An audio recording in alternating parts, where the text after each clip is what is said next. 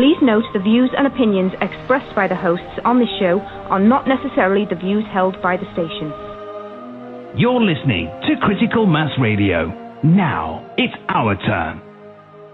There we go. Almost thought I hung up there. Oh man, everything froze up like with 3 minutes to go. It's like, oh, okay. Looks like it's going to be one of those nights, is it? Anyway, welcome to Friday night's Syncretism with host S, Kate Of Gaia, and of course, Santo Bonacci. And it's been a long time since we've heard from Santo. And just really excited to have him back at his own helm and doing what he does best. Well, can be anywhere in the world doing what he does best. That's the way it goes. But it's just good to have you back, Santo. How are you? Very, very well, thank you, Kate. Thanks. Excellent. Yourself? Oh yeah. Well, I'll tell you. I think you're going to be in for a treat tonight too. We've been unraveling allegory after allegory after allegory, and the whole illusion's coming down. And I just finished part 2 essay. I read part of it last night, but I finished part 2, and I would love to share it tonight. And I know there's going to be some people. We have actually Joe in the call here from your area, down under, if you want to do some charts tonight or whatever. And I've got a couple other people that have already preempted and asked. So to keep it to a minimum, I don't want to work you to the bone. To just got you back on the air, you know. So whatever you're up to, my friend. Yep, for sure. I think I've got a lot of updates and things to share too. So. Oh, excellent. Why am I not surprised at all? Yep. You know. Oh yeah. This game is unraveling in rapid fashion, and yeah, it's just, you know, these are exciting times. I mean, the resonance that's coming out of these episodes every single night is it's mind-blowing, and to see the repercussions the next day is even more mind-blowing. So, if you guys don't mind, excuse me, I'll run through this essay. I'll do it from start like I did last night, just so that the continuity happens, and we'll get into a bit more of the allegory of the astrotheology, and we're going to have some fun tonight. You game? Yep, for sure. Excellent. So sit back for a sec, and let's get our creator hats on, and let's do a little dancing. It's about time. We haven't danced in a long time, so I'm just getting excited about it.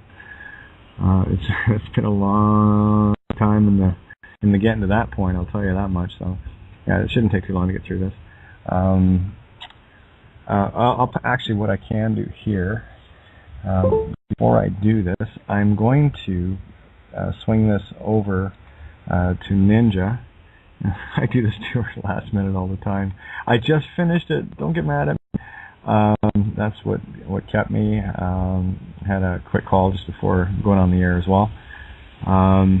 Anyway, so I just pass it over to you, Ninja, if you feel putting that up. And what I'll do actually is for you guys, because you know my essay, Santo, you gotta see him and hear him at the same time.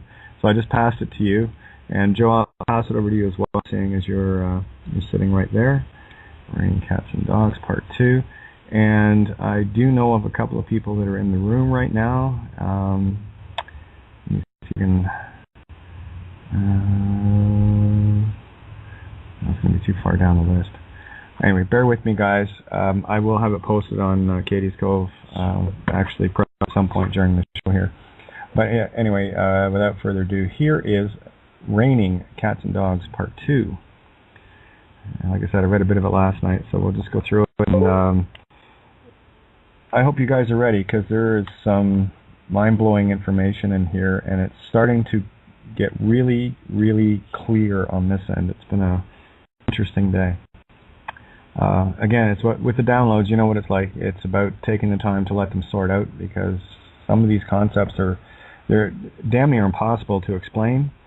You just kind of gotta, oh yeah, there it is. And when you click on it, you know, you just know. So here we go. Raining Cats and Dogs Part 2. Alas, the tales of werewolves and vampires abound in our literature, movies, and so forth. Stories of zombies walking the night in search of brain food have been more prevalent of late, with even the mainstream alphabet gangs jumping in on the fray. Where most will be entertained by the literal presentations, most will never see beyond the obvious to see the truths buried just out of view. Always keep in mind the term as above, so below, as below, so above, as we delve into the far more esoteric nature of this fabric we see as veiled reality. Indeed, it is veiled, and quite cleverly so. It is so obvious once you see it, you wonder how you missed it, and at least I know I did, for a while anyway. The atypical vampire, for example, is a dark creature that prowls the night in search of blood to keep itself as one of the physical immortals. Without the daily nourishment of blood, it cannot survive. Such is the lust for this food, and killing and draining others is just part of the lifestyle. They're also rather difficult to dispatch, with either dragging them into sunlight or driving a stake through their hearts. The allegories are rife, and many with more layers being exposed as to what it really means and who and what they really are. While I'm sure there are many beings that practice the physical art of bloodletting and drinking, much akin to Vlad the Impaler, bloodline relative to Prince Charles no less, the true bloodletting is slightly more hidden and sinister. If it's not bad enough being drained of our day-to-day life forces being preyed upon for our creative energy, the truth lies just out of view. It is merely a matter of connecting the dots to see where our spiritual energy is being siphoned off, without us giving a second thought when we do this every day, numerous times. For a little background, one needs to understand what blood actually is. The medical profession will have us believe that it's just a liquid carrying nutrients and oxygen through our bodies. Then I'd have to ask them to define plasma, as in blood plasma. Try to imagine a pump with walls no more than 2 millimeters thick at its thickest point, trying to pump a viscous liquid like blood to every point in a body, under pressure, 72 times per minute for 100 years. Now factor in the atypical morbid obesity of so many of our population, and you'll get the notion that there is slightly more going on. Blood is a rather special liquid in many ways, but most don't know that it actually travels via implosions, delicately timed and balanced by the heart, which is your astral sun, or Merkaba. Thank you, Matt Presti and Robert Otte, for your invaluable insights on this fact. Plasma, from late Latin plasma, from Greek plasma, something molded or created, is the matter of creation itself, literally an ethereal liquid between worlds. While much of what I'm sharing here might be a newer concept, the connected dots bear it out intuitively where the analytical ego may scoff. Modern science has uncovered many things regarding the human body, but most of that remains on a need-to-know basis. Well, here's what you need to know. Blood is liquid ether, also known as spirit. Spirit is the ancient word for mother, or in short, creation herself. One of the biggest issues I see with people is that they are blissfully innocent and can't imagine doing to others what some do daily and without conscience. Here's a fact, in that if one seeks to catch a serial killer, one must learn to think like one and confront the darker side of the imagination. For lack of a better way to see it, if I was a vampire and in need of daily sustenance, where could I get blood plasma without anyone knowing or simply caring? How could I get the masses to give me that plasma daily to survive where I'd only periodically have to butcher someone to get it? For a vampire, the occasional slaughter of a child or someone who would be like going out for dinner after a boring week of basic survival.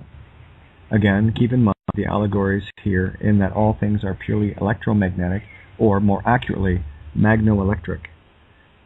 If I wanted to be the master over this world, I'd also have to be active in the duality of spiritual and physical control of others. That only makes sense to me.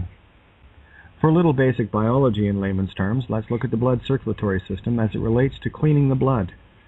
We intake nutrients into the stomach, it's broken down, and the nutrients enter the bloodstream for delivery to all points of our bodies. The blood has to pass through the kidneys to be purified, and where nutrients can be balanced as well as the water content.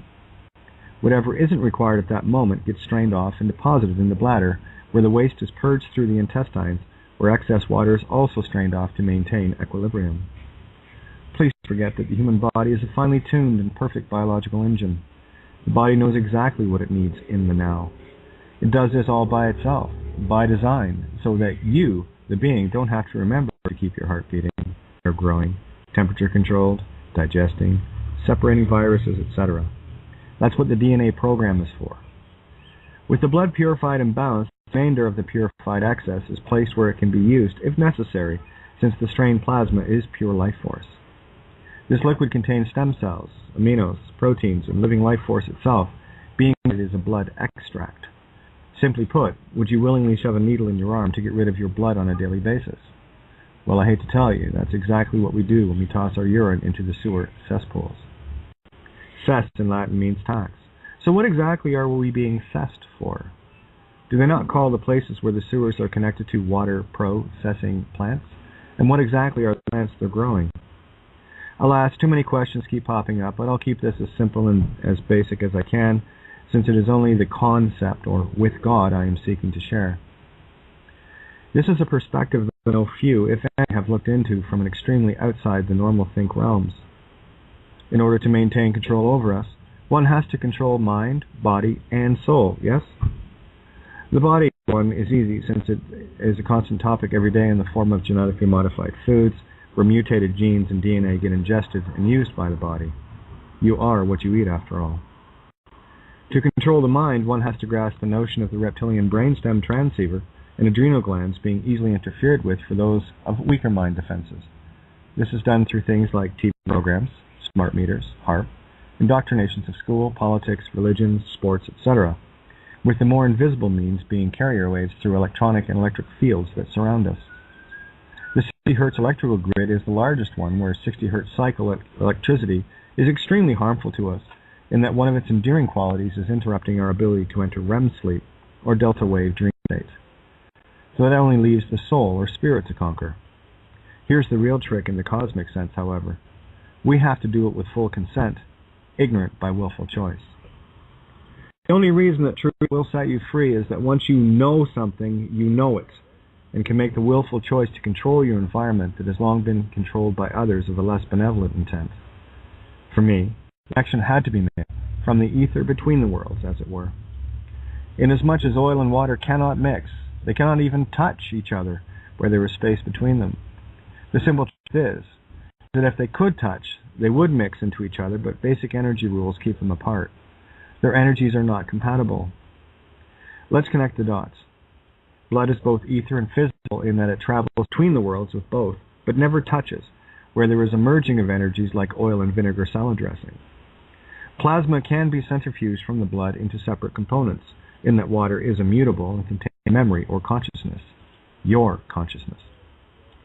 In order to conquer us, it must be done as above, so below in this duality realm to keep us from ever finding our true centers.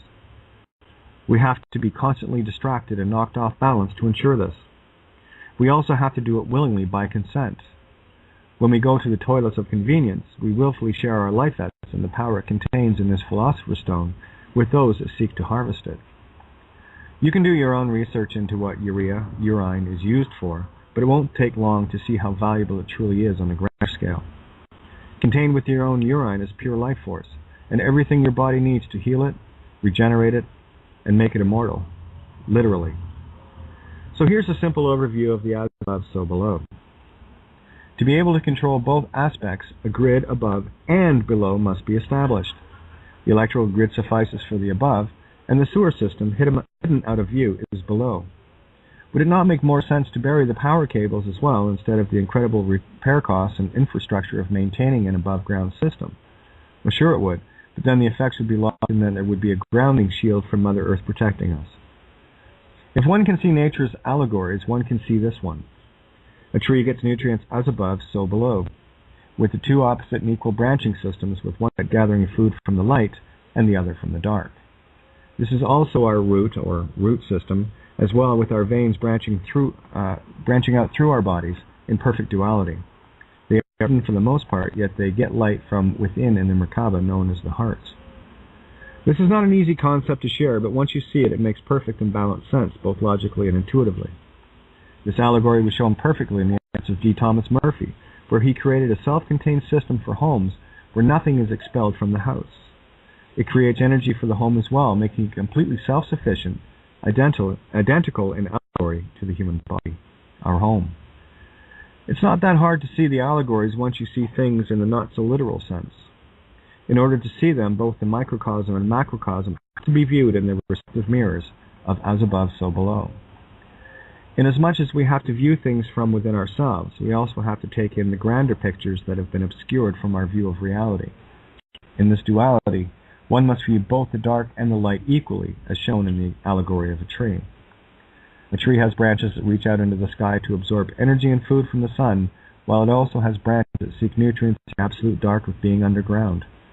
While a tree cannot seek nutrients from above during a long cold winter, it always has the earth to sustain it. We need to be this grounded as well.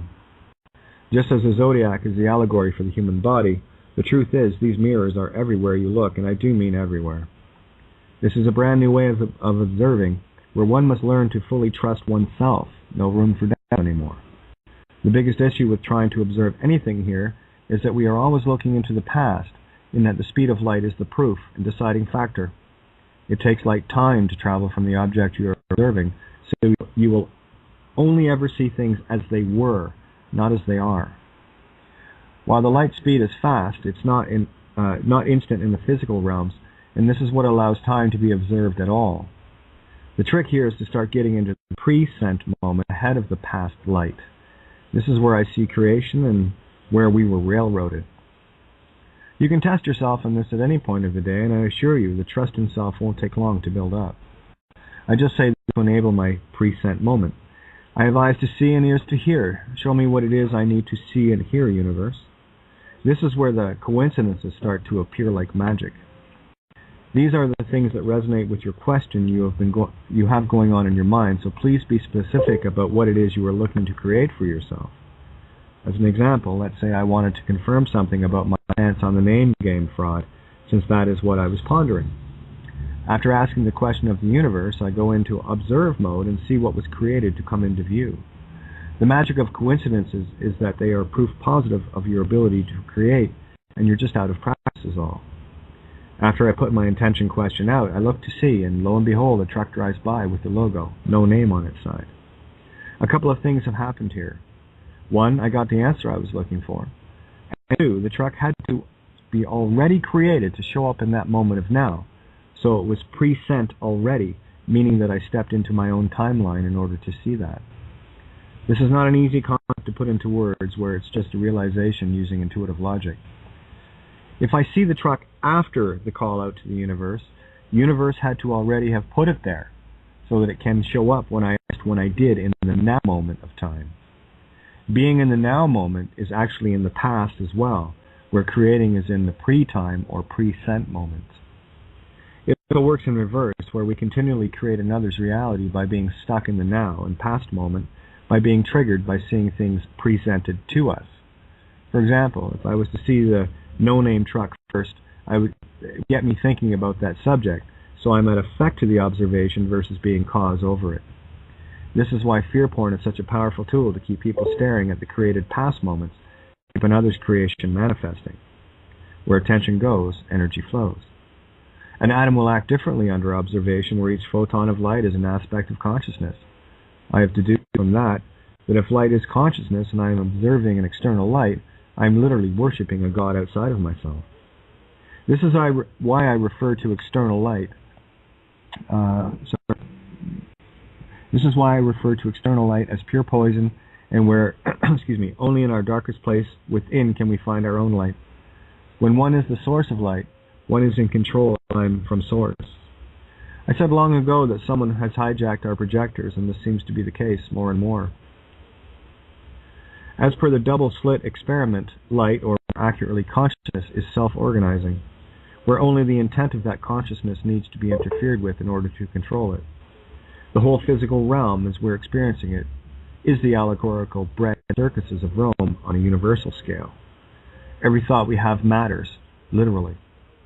So it is up to us, and us only, to regain control of our own intent, our own time, and our own creation, where others have been creating it for us for a very long time, an infinitely long time. We literally need to get back to our own futures by being in the pre-sent ahead of the perceived now illusions. When we are occupying a body, we are at effect to it until we regain our ability to be cause over it. Ignorance is the greatest destroyer of all, and why certain entities took so very long hard to keep us in perpetual dumbed-down slave condition. The methods for this were outlined briefly earlier, but I'm sure you're getting the picture by now. I cannot even begin to stress the importance of getting dark, getting deep, and getting serious about our own state of being via meditation. If anyone doubts the power of mind over matter, simply take a look around yourself and see what has been manifested as a result of that concept we left to doubt. Your body and you are completely self-contained units, albeit that our consciousness is in a bit of a Chinese finger trap at the moment. We constantly seek to find answers in the illusion without setting the parameters first. The only answers are the ones you create by entering the present, and the easiest way to do that is through meditation to get a handle on it. Once you start to see the results you need to see by just doing, you'll be in a less doubtful position. Think back as to why children were always given shit for daydreaming, and you'll start to grasp the extreme fear these entities have if we ever dared to do that with serious intent.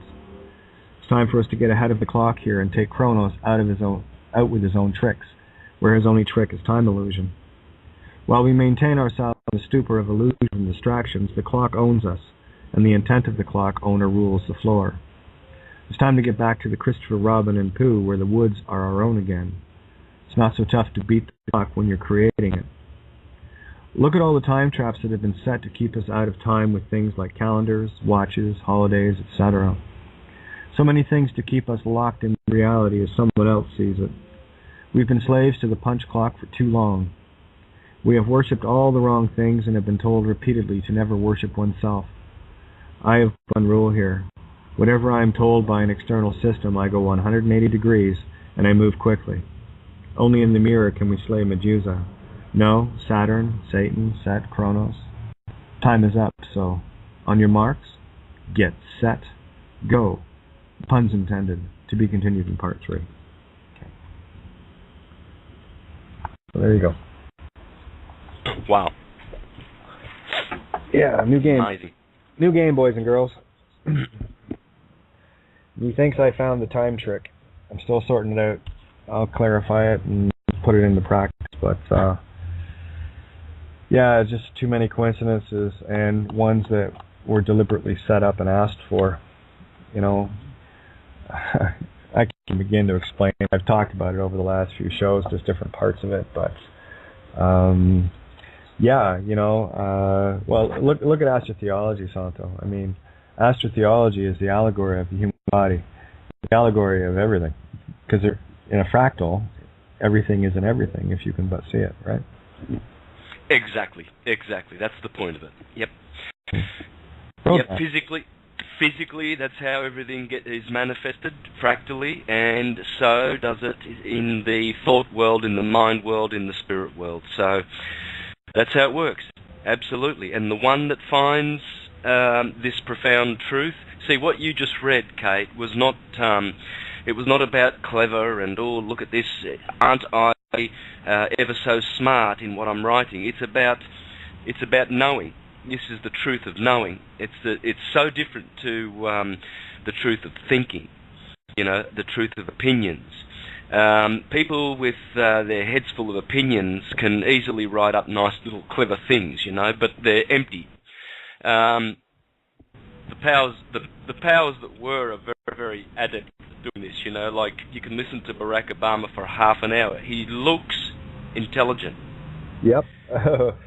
Yeah, he is. It's what he says is designed to sound intelligent, but when you sum it all up, it's sheer stupidity.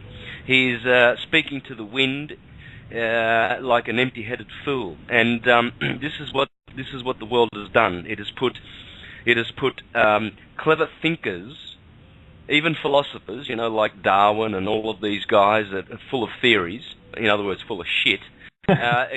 It gives them Nobel prizes for their thinking. Yeah.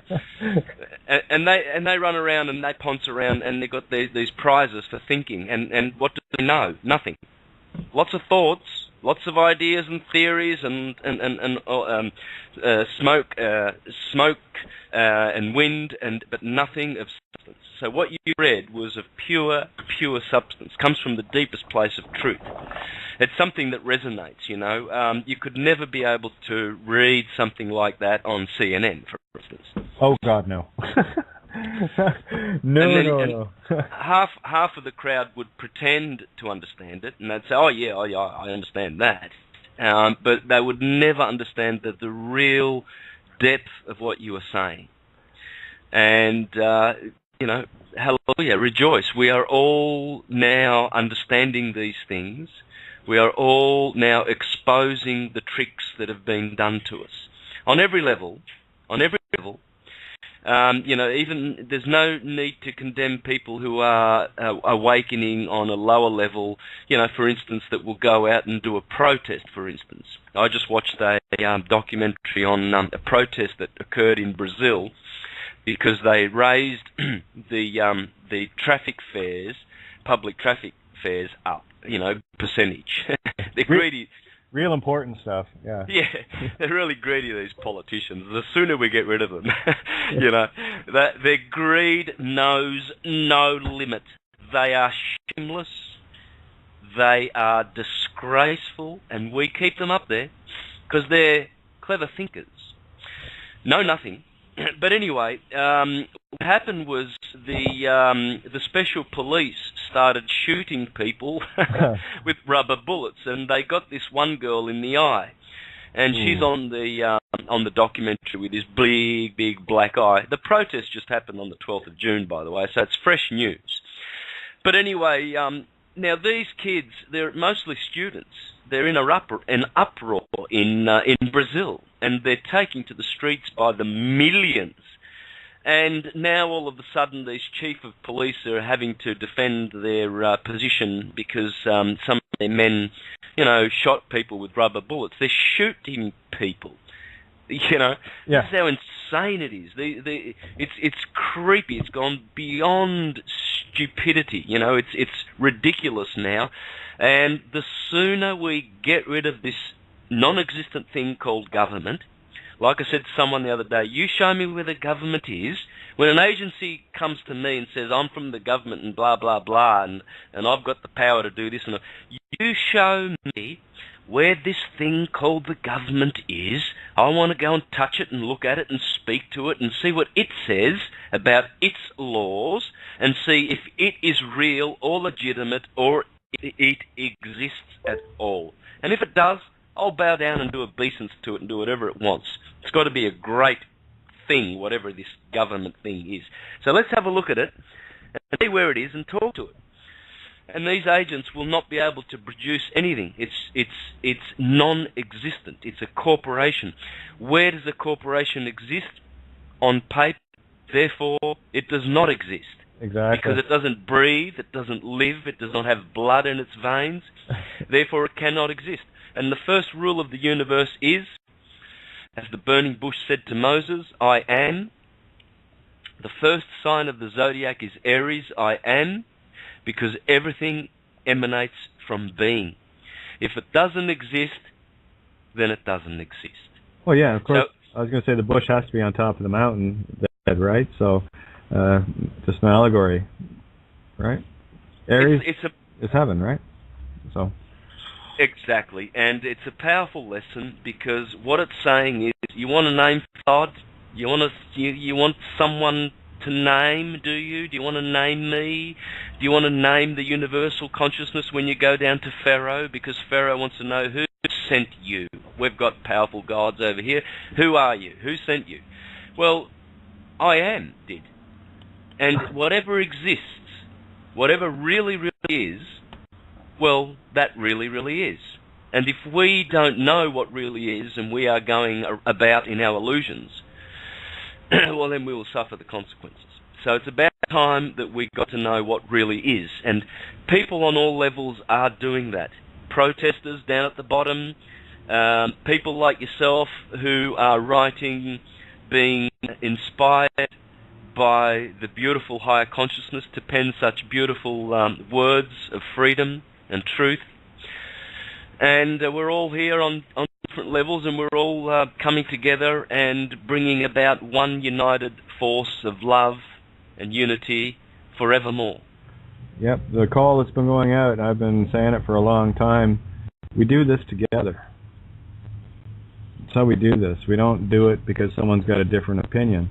We find the things that resonate with all of us at this table, and we stand in those, and only the ones that resonate. And beautiful line in Cloud Atlas. And by the way, you had said something before about Obama trying to be clever and everybody else, and the people just nodding their heads. I saw a scene in the movie. Anyone that watched it will know this. Fusion engines. For fusion engines are, but they want to sound intelligent because they can say the words, right? Where was I going? Oh God, I hate when I derail. I do this all the time. Oh, download time. And that's all I've been doing lately is just head down, download, and it's whatever flies out of my face comes out. I haven't been planning a show, and I'm glad because I don't like planning anything because that's predictable. I'd rather just come at it from whatever happens, But, it's definitely interesting times. You're very, very, I'd say correct, but no, we're talking about resonance. A truth. You can have, ask somebody, I love the line, what is your version of the truth? And the only answer was, well, any, versions of the truth are all mistruths. There is only truth. And the only time you're going to find truth is when it resonates with, it is a truth that resonates with everyone. So there's no opinions required here. It either is or it isn't. There's no gray area here. And that's what we're uncovering. And I mean, I get in the feedback all the time and watching people finally come into their own creator status and doing that simple. It's a beautiful little trick to jump out of time. It's awesome. I have eyes to see and ears to hear, so I'm going to ask. I have the voice to speak as well. That's one thing that the Hermetics never taught. Trinity, they only gave duality, right? So I have eyes to see and ears to hear and a voice to ask, and I ask this. What is it that I need to see in the universe of creation right now? And see, I've been doing this lately, and it is amazing just to watch all this beautiful information come exploding in front of me. I was saying there back on the 15th, I was driving, and I said I'm gonna try this out because there's not a whole lot to be seen, but there are, license plates and what have you. So I asked that. I went through that little eyes to see, ears to hear thing, and then I always react immediately when a thought enters because that's what I'm asking for. So what am I waiting to download? And then the thought came instantly. Turn up the stereo because I always keep it turned down. I turn it up when I do this so that whatever's on will give me what I need to know. And of course, I turn it up and I hear this great solo, and it breaks into the chorus. Styx album, greatest hits, the only one I have in the car, one I listen to. Perfect roadmap. It's a perfect Cloud Atlas. And then it goes into the chorus. Show me the way, And then I'm looking around. It didn't matter what we looked at. Everything actually clicked and made sense because of what I was thinking of at that time. Now, in order for these things to occur as a quote coincidence quote, they would already have to be created in the pre-sent moment. So what you're doing when you get into the pre-sent is you're stepping back to your 0 point, which is you, the light, the solar plexus. You travel at your own speed of light, okay? And it had to be created before it showed up, after asking the question. So it already had to be there in creation. So what you've done is you've shifted your timeline into your own. And there's a lot more to ponder on this. I mean, these are like fresh concepts, and they're getting ever so little bit clearer every day. And you've talked about it before, Santa, with layers of truth. When you look at one thing, you don't look at it just at the surface. You have to dig deeper and deeper. And it's like the Cain and Abel story. We've talked about that, and I've probably talked about it from about a dozen different angles, and that, what it's trying to say allegorically, because everything is contained in everything. It's a fractal. It's all the same story, just told from different perspectives.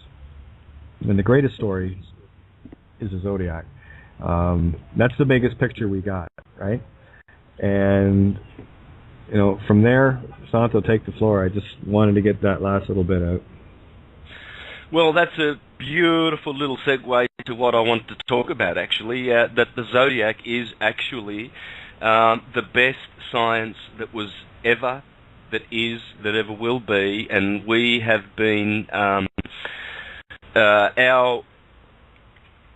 our focus has been on all other kinds of external technologies that the financial elite have put in front of us.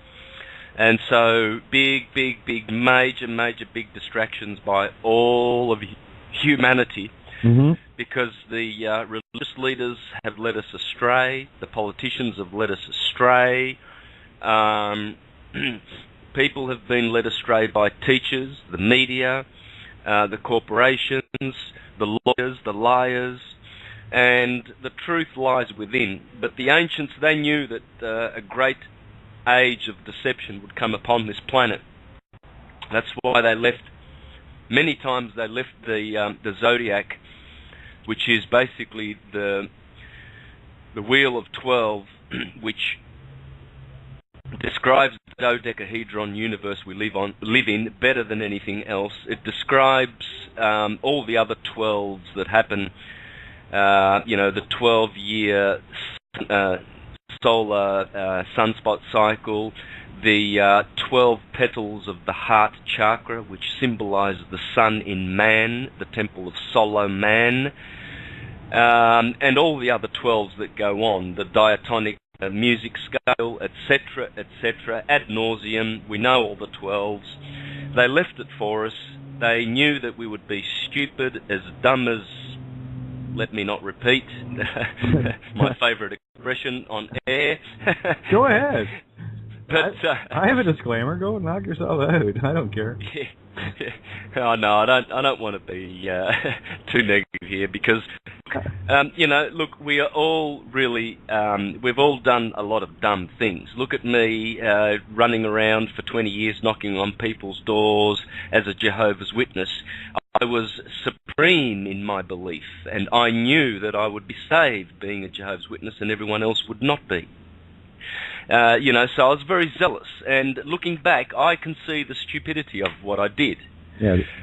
I can see the stupid, horrible, arrogant side of what I did. The arrogance of conceit. Absolutely. Church teaches it very well.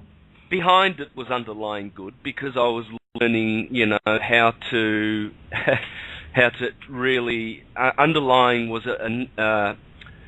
a desire to help. Of course, why would you do anything like that if you didn't help people? But we've all done these stupid things, so it's no use being too down on the last couple of thousand years and the priests and the politicians and all of the blind that have put themselves in the place of teachers but have led the blind. That's the worst thing, because in the gospel, when Jesus turns to the Pharisees and says, because you say you see, now your sin remains. Because he knew that they didn't see. They were claiming to be seers. And anyone who claims to be a seer, that sees, that knows, well, then they should know. Yeah. But by their ignorant answer, Jesus understood that they didn't know and they couldn't see what he's saying. So then he ended his conversation with them by saying, because you say you see and you do not see, your sin remains. In other words, sin is ignorance, and ignorance remains. And so the ones that have been, another scripture, Jesus says, woe to you lawyers and Pharisees and scribes and Sadducees, for you throw away the key of knowledge. These do not go in, because you have hindered them, and you yourselves do not go in. Go in means to go into to heaven, to the head, to the higher consciousness. Yeah, shut up, get deep, get dark. Yeah, and so, so it's no use being too hard on them, because we participated in that too, in all that shit, of the last couple of thousand years, because it's all one conscious organism, really. Yeah. And so, but let's rejoice that now we've come to a time where, we can actually know rather than think. The age of Jupiter was all about thinking, because the two fish believe and doubt, whereas the age of Aquarius is about knowing. And there's a big difference. That's that's the place where you go from the lowest of all places, under the water. The fish are under the water, Pisces, and they are considered to be, by the Egyptians, in the Egyptian doctrine, the science that they knew, the fish represented the unconscious ones. Yeah. Because they're under the water. The air is the next. For instance, when you're in your mother's womb, in her water, and then when you are born, the day of birth, you breathe air. And so the fish is wanting to. One of the fish there, the one that believes, that is at the foot of the southern fish, that is in the actually in the constellation of Aquarius, at the foot of Aquarius. And Pisces Australis, that one there, that is actually a deacon of Aquarius, together with Pegasus and Cygnus. I'll get back to those. But that fish there, that fish wants to, drink the waters of Aquarius. He wants to get up into the air. And the air, in the Greek doctrine, is the air element. And in it's called pneuma. Pneuma. We get pneumatics from that word. Oh. And, air. And the Latins called that spirit. Aha. So this is the key. You see, you have to understand these words. Spirit is nothing other than pneuma, or air, in English. Mm-hmm. And it's the air element of the four Platonic elements. And so when you go from water, the next element that is more refined, which brings you closer to spirit, well, it is spirit, is air. And so this is why churchgoers find themselves in a real predicament, because they've only really been baptized in water, symbolically. Time to come up for air, baby. Exactly. And this is why John the Baptist says, oh yeah, I will baptize you in water, but the one coming will baptize you with spirit and fire. Now take note, guys, because in that one verse of the Bible, John the Baptizer mentions three of the Platonic elements in a row. In a row. Yep. I baptize with water, he with air and fire, the higher elements of the Platonic elements. So, now what this means, though, is, I had a thought, just jump in on John the Baptist. To show the allegory of John the Baptist, he was beheaded, yeah? Yep. So John the Baptist is the allegorical representation of man being removed from heaven in the allegory of John the Baptist speaking truth, being beheaded, and severing that truth until now. Good one. Yep. And so the point is, the baptism of air and fire, well, you'll find those to be in your body. You see, the 7 chakras, the bottom 4 chakras, the bottom one is earth, the second one is water, the third one is actually fire, it's the solar plexus, and the fourth one is air, the heart chakra. Those two are inverted for a very special reason. But nonetheless, the point is, this is why Jesus is pointing to the heart chakra, because he says, you must be I baptize you with this air, this Holy Spirit, the heart chakra. We go through the fire, we get purged in the solar plexus, and we are baptized in the Spirit, in the heart chakra. And that's what it's talking about. There's no other possible interpretation. Yeah, we were talking. I was going to say we were talking about that very subject today, and what some of us have been through, and there's the term the purge that keeps coming up. I was looking at the purge trailer yesterday. We those of us that are doing this and are tuned in here and sitting at this table with us, we've been through the fire, and that was our baptism by fire. Now we're moving into the air. We're in the Spirit, and only by passing through that fire can you find the Spirit. No question. Yeah, you've got to be purged. Purgatory is the solar plexus, so because It's below the heart. The heart is green, the heart chakra, because that's the earth of humanity where we should be. We should not be in hell. We should be in the heart chakra. We should not be in this purgatory being burned or being purged. Well, I mean, that's what you come through that. But we should be come out of that. We should have dealt with those three bottom chakras, you see. We should have had the baptism of water. And this is why Christians, churchgoers find themselves in a real predicament, because they will, they believe they are saved. They all do. But are they really saved? That's the question. There's 30,000 of these denominations that curse and condemn all the other denominations, whereas they themselves single themselves out and declare themselves to be saved because of sitting in a particular church on a chair every Sunday and adhering to that particular church. Well, they're not, because what they're suffering with is a delusion called the false salvation. Plato spoke about this. The two bottom chakras are ruled by...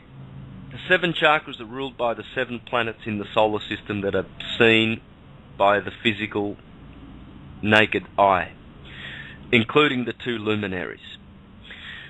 The bottom chakra is ruled by the moon. Her name is Kirke, or Circe, or Churche, church. And Sen, also the goddess Sen from Ur. That's right, exactly. Now, Church, or Circe, she turned Ulysses' men into swine, because that's what the church does.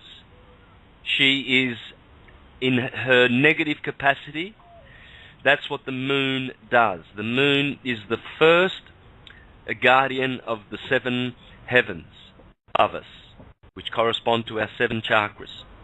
She's the first guardian, because she's the fastest of the planets. The seventh is Saturn, who is the slowest of the planets. So they go in their order of speed, of orbit. So that's why we talk about monsters and demons. You look at those two words. Why does this earth produce monsters and demons? We often hear people saying, oh, Stalin was a monster. There was nothing feminine about him. Yeah, but those words are both composed of moon and star. Yeah. And deity. Demon is deity of the moon, and monster is moon star, because the moon is responsible for these aberrations on the earth, because she will not permit them to ascend to heaven. She will send them back. Just a quick update. The card went through the tarot yesterday, and we, based on some of the stuff I've been observing, asking the questions, that movie Cloud Atlas I was just saying, there was a comet or a shooting star birthmark, and of course a video that was sent to me yesterday by Susie Cat. Show Me the Way to Go was a song by Michael Jackson and Jackson 5. And lo and behold, I follow my nows, right? I just click on or whatever I'm looking at. And during the video, it's Show Me the Way to Go, right? Is the name of the video. And lo and behold, when this is from 1975, I think, Michael Jackson, you just see his back, a couple of brief instances during this video, and what's on his back, the shooting star. And then right above them, of course, we've been touching on the whole octagon thing, the Swiss and whatever, right? And right above them is the lights, and it's in the shape of an octagon to drain that power, to drain that energy. So, and then I went to the tarot card, number 17, which is the star, which for me, that's okay, we've got that one, that's out of the way. Now, the next card is Morgan Le Fay, 18. Guess what that is? The moon. So carry on about the moon. I just wanted to get you up to speed as to what's been going on. Yeah. Did you interview the guy from the Pharaoh show, did you? No, actually, based on what I was looking at, he's a bit of a homophobe, so I'd love to, but I don't think that's going to happen given the nature. I sent him a Skype request and I never heard back, so based on my gender status, I probably would have an issue trying to talk to me. Right, well, he does a lot about the octagon, right? Yep. You know that. Yeah. All right. Anyway, going back to the moon. So it's very important that we understand this. Church is full of people that have had an earth baptism. The lower chakra is dealing with earth. They are seeking a water baptism. So, for instance, this is how it works in church. Let me explain. The Catholics, I was baptized a Catholic at the age of 2, I believe, it was early 65. A couple of years later, my mother became a Jehovah's Witness. So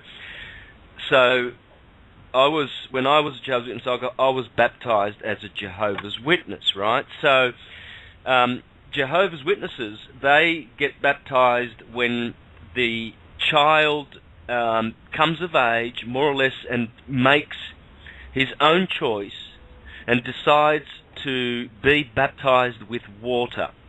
And Jehovah's Witnesses, they do a total immersion, because that's what bautismo means, baptismo in Latin and Greek. Are you there still? Yeah, I just mute out when you're talking. Oh, God, yeah, I thought so, because it went really, really quiet. Yeah, there you go. All right, I'll continue. Okay. So the body that we have, the physical body, is the earth. Bones and flesh correspond with solid things, earth. Then comes the watery part of the body, which is all your blood, your lymphatic and your cerebrospinal system, the blood, the water of the body. This is the water element. Everything's solid, liquid, and gas, right? So then you have your air, the air that the blood uses, and the oxygen in the body, and you have the radiance, the cellular fire, or the electric fire of the body, which keeps the body alive, the vital force. That's the fire element, okay? So, so the body, Plato says, is called soma. This is where we get words like psychosomatic. Soma is body, psycho is the mind, right? So soma is the word for body, and we still, as that example indicates, we still use this word in English. So, but he said sema. Sema is the tomb. The womb. You see. Sema, and soma is the body. See, so the womb, the body comes from a womb and ends up in a tomb, and that tomb is the soma that comes from the sema. And Plato used this play on words, and philosophers still do today to show this great Christian doctrine, because of course the New Testament's all Platonic. It's all Hermetic and Platonic and Pythagorean. It's a blend of those three. It's very Greek. That's why they call them the Christian Greek scriptures. Pay attention. Yeah, they were written by Greeks. Get over it. Yeah. So what he's showing was that you need to be baptized with water to purify. See, the higher elements purify the lower elements. This is why you'd want to wash your car with water rather than earth. Because if you grab a bunch of dirt to wash your car, it's going to get dirtier, right? So water cleans earth, air cleans water, and fire purges air. And so this is the order of the elements as it ascends back to the ether. And so this is why the body needs to be purified with water. Christians get a water baptism. But on the esoteric level, what's going on is that they have just been baptized into a psychic baptism. Plato calls this the false spirituality, because those elements, earth and water, are dealing with Maya, the illusion. And so, but water is superior to earth. in terms of spirituality. Therefore, those that get baptized with water look down on the hylic people. See, they are now psychic, and they look down on the hylics.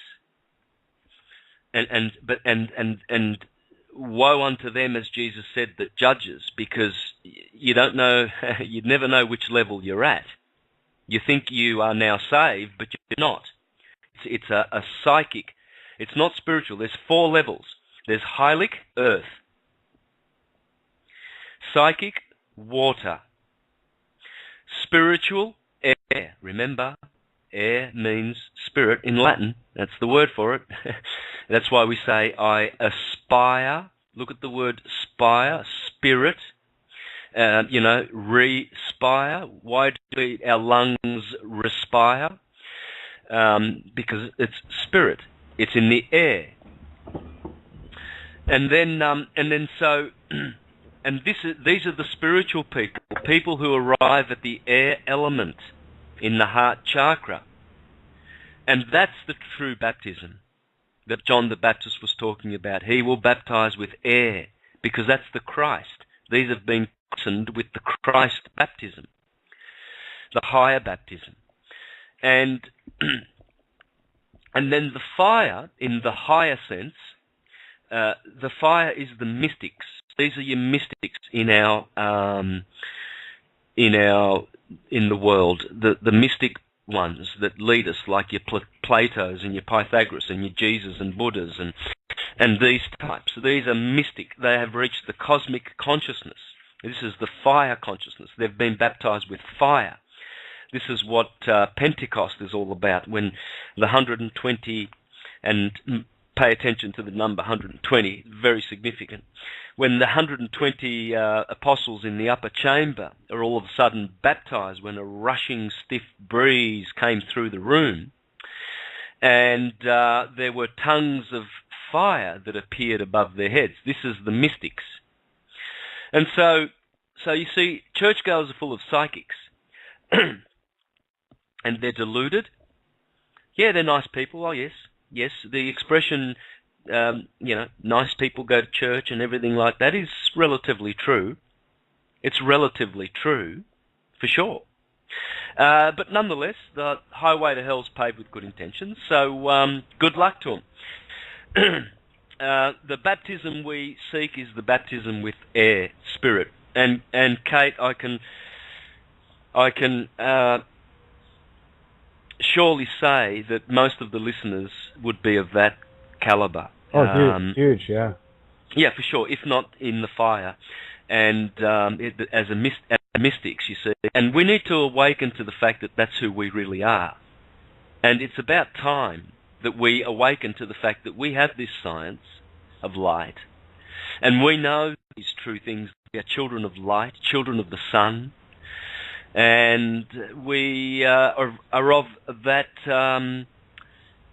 creation. We are not subject to any earthly authority called a government. This is below us. And this is also idolatry. This is also sin. There's many names for this. There's many names for this practicing of unconscious commerce that the plebeian masses are engaged in. Call it what you will, but broad and spacious is the road that leads to destruction, and many are those who are on it. Yeah, I wanted to actually expand on that concept a little bit, what you just said there, in terms of children of the sun. Yeah, we're children of the sun, not the one in the sky, okay? The one within you. We all have a center sun within ourselves. Again, I'm looking at things fractally. As above, so below. So as within, so without. As without, so within. And this is where my intuitive hunch has been. I've been hot on this trail for about a month now, and you see, when we go back to the ancient Egyptians, wonderful culture and all the rest of it. However, they were slave owners and slave masters, and it would take a fair bit to catch up on what we've been talking about. Just to give you a quick synopsis of it anyway. The Egyptians, or the pyramids, that's where I ran into issues with Tony. Tony couldn't see the pyramids as anything but glorious and great. I see them as pure, unadulterated evil, giant smart meters, if you will, based on the fact that the construct of the King's Chamber, the Queen's Chamber, and the different passages in there are the Eye of Horus on the side view, which is, of course, the side cut of the brain, which for me just tells me that that's a brain control unit, without question. And the reason why the waters of truth, i.e. Mother Gaia, decided to have her little flood right around the same time the moon got pulled into orbit to be the other smart meter. That's the next thing, waiting for that one to hit the fan. It's going to be fun. But you see, I see the Egyptians as one of the most evil, ruthless cultures on the planet, because the pharaohs left Egypt, and they're living in Switzerland now. And the apple doesn't fall far from the tree, and it's the same thing. So where history and society and everything else has taught me to look at things like, well, Egypt's great and all this and that, I'm thinking, you know what? Fuck you. I'm going to go 180 on this, because I need to see the mirror reflection of it. And here we have thought who planted the seed, right? That's the problem, is by our very thoughts of observing, because all we think about is that which we observe, right? We're blind to our own light, and that ruthless prick thought put that thought into man, and that's what has.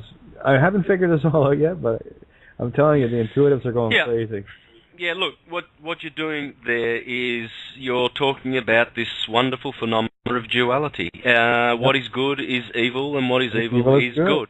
And this is where a lot of people just get stumbled when they don't look at the two. Like your churchgoers, for instance. They can't see that anything good could have come out of India, Persia, Egypt, Babylon. They only see that only evil came out of it, because a lot of evil did come out of it. Oh, exactly. Lots of evil came out of Egypt, lots of evil, Rome, Greece, and yet lots of good did. So it was the opposite side mirroring its other side, and this is the phenomena of duality. This is the phenomena of the world that we live in, and this is why it's no use people getting on their high horses if they think that they belong to the Christian way of seeing the universe, or the Islamic way, or the Jewish, or the Hindu, and to shut their minds totally to the other languages and paths. This is what syncretism does. Syncretism says, now, you don't have to kill yourselves for actually speaking the same truths in different languages. What's wrong with you people? You can syncretize all these things, and you can continue to speak the same language if you want to. If you want to continue speaking Islamic because you love ISIS, and Islam is the Lam of ISIS, well, do so. But if you prefer to belong to the other ISIS church called Israel, you can continue to do that too. But the other ISIS one, Isis, or Christ Jesus, Jesus, or Isis Christ, is actually another Islamic religion as well. So they're all ISIS, either way you look at them. But that's what syncretism does. Syncretism now unites, and the word unite conveys unity and oneness, whereas everything else will always be in duality, you see. So Christianity will be a dualistic religion, speaking about unity. Once we understand that, we can have unity. Exactly. And another thing about Key Row, the mirror, you've heard me talk about that, yeah? The mirror of Key Row? Yep.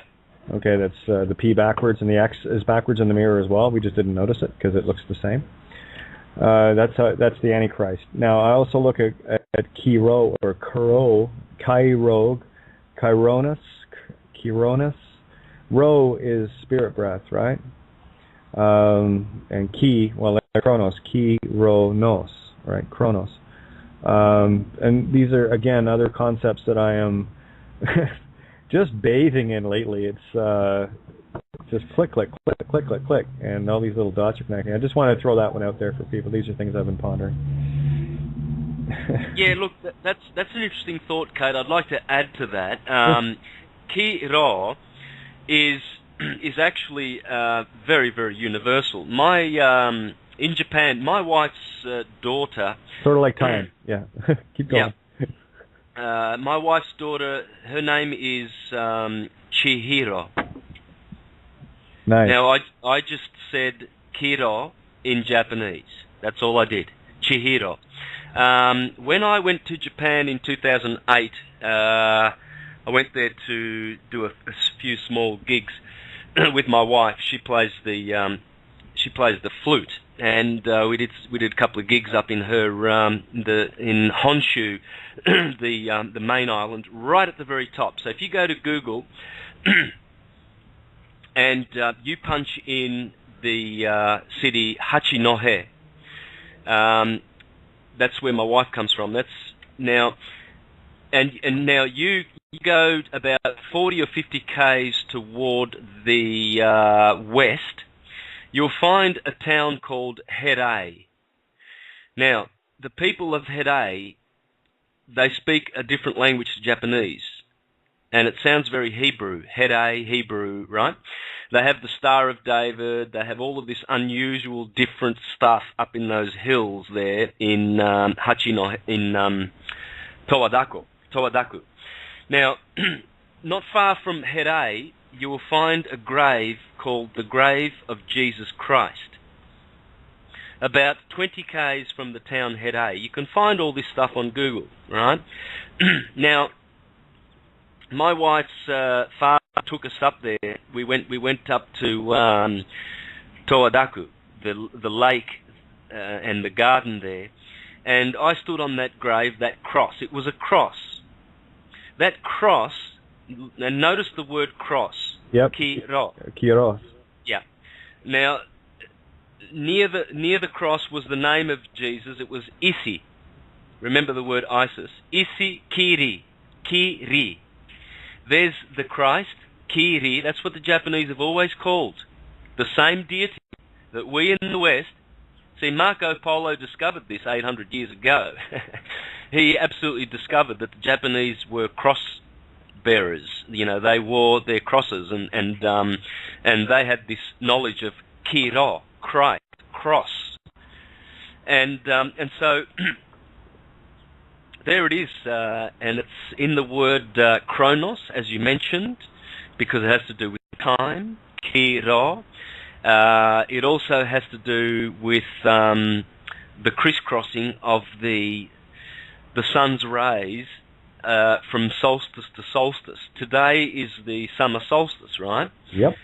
And so it will be the longest day of the year for you guys, shortest for me. Very, very short days over here in Australia, in Melbourne. But what is happening here is, on the horizon, if you look at the horizon today when the sun sets or rises, you will see that it is extremely high in the northern areas, in the northern part of the horizon, toward the north, because it's reached the summer solstice of Cancer, the Tropic of Cancer, and so it's very, very high up on the horizon. Whether you watch the rising of the sun or the setting of the sun, if you look east, you will see that the sun is very toward the left of east, of true east, and that's north. Now, and so, but in the winter, in 6 months' time, the sun will be way to the right, way to the right, and it'll be, and it reaches the winter solstice of Capricorn, the Tropic of Capricorn, and this crisscrossing on the horizon, going from left to right, and through the equinoxes in the middle, perfectly due east, this is what Kiro is all about. And you can see this by looking at the laborum. That's what it's called, the Cross of Constantine. And I hope I got that right, laborum. Let me just check that. I think you're right. It sounds right. Yeah. You said it to me before. That's why I'm saying that. I'm just punching it in Google here. Laborum.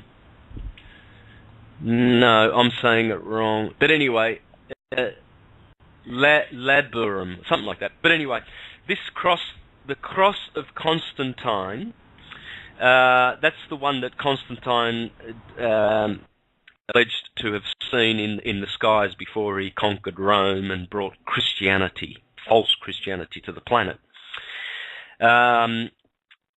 So that is the symbol of Kira, and you will see that on the pavement of St. Peter's Square in the Vatican. And the obelisk is right in the middle of the Kira, and you'll see how, as the sun goes from solstice to solstice, this crisscrossing of light, crossing of the light waves, occurs on the planet, and that's what it's all about. That's what the cross is all about. It's telling you, teaching us the science of how the universe gets things done by crisscrossing light waves, creating interference patterns, and producing the illusion of matter. And that's the key to explaining how the universe works, the cross. In fact, the cross, when you look at the cross, it is nothing other than the tree of life and the tree of knowledge, the two trees that God planted in the Garden of Eden.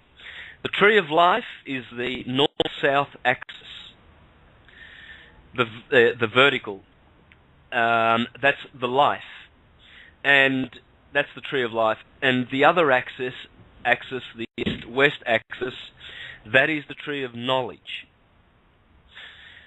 And so, because we live on spheres in the universe, and those spheres rotate, that rotational axis, north-south pole, that's the tree of life, because life is cyclical. That gives us day and night, and so this continual cycle of day and night, that's the tree of life, because life is cyclical.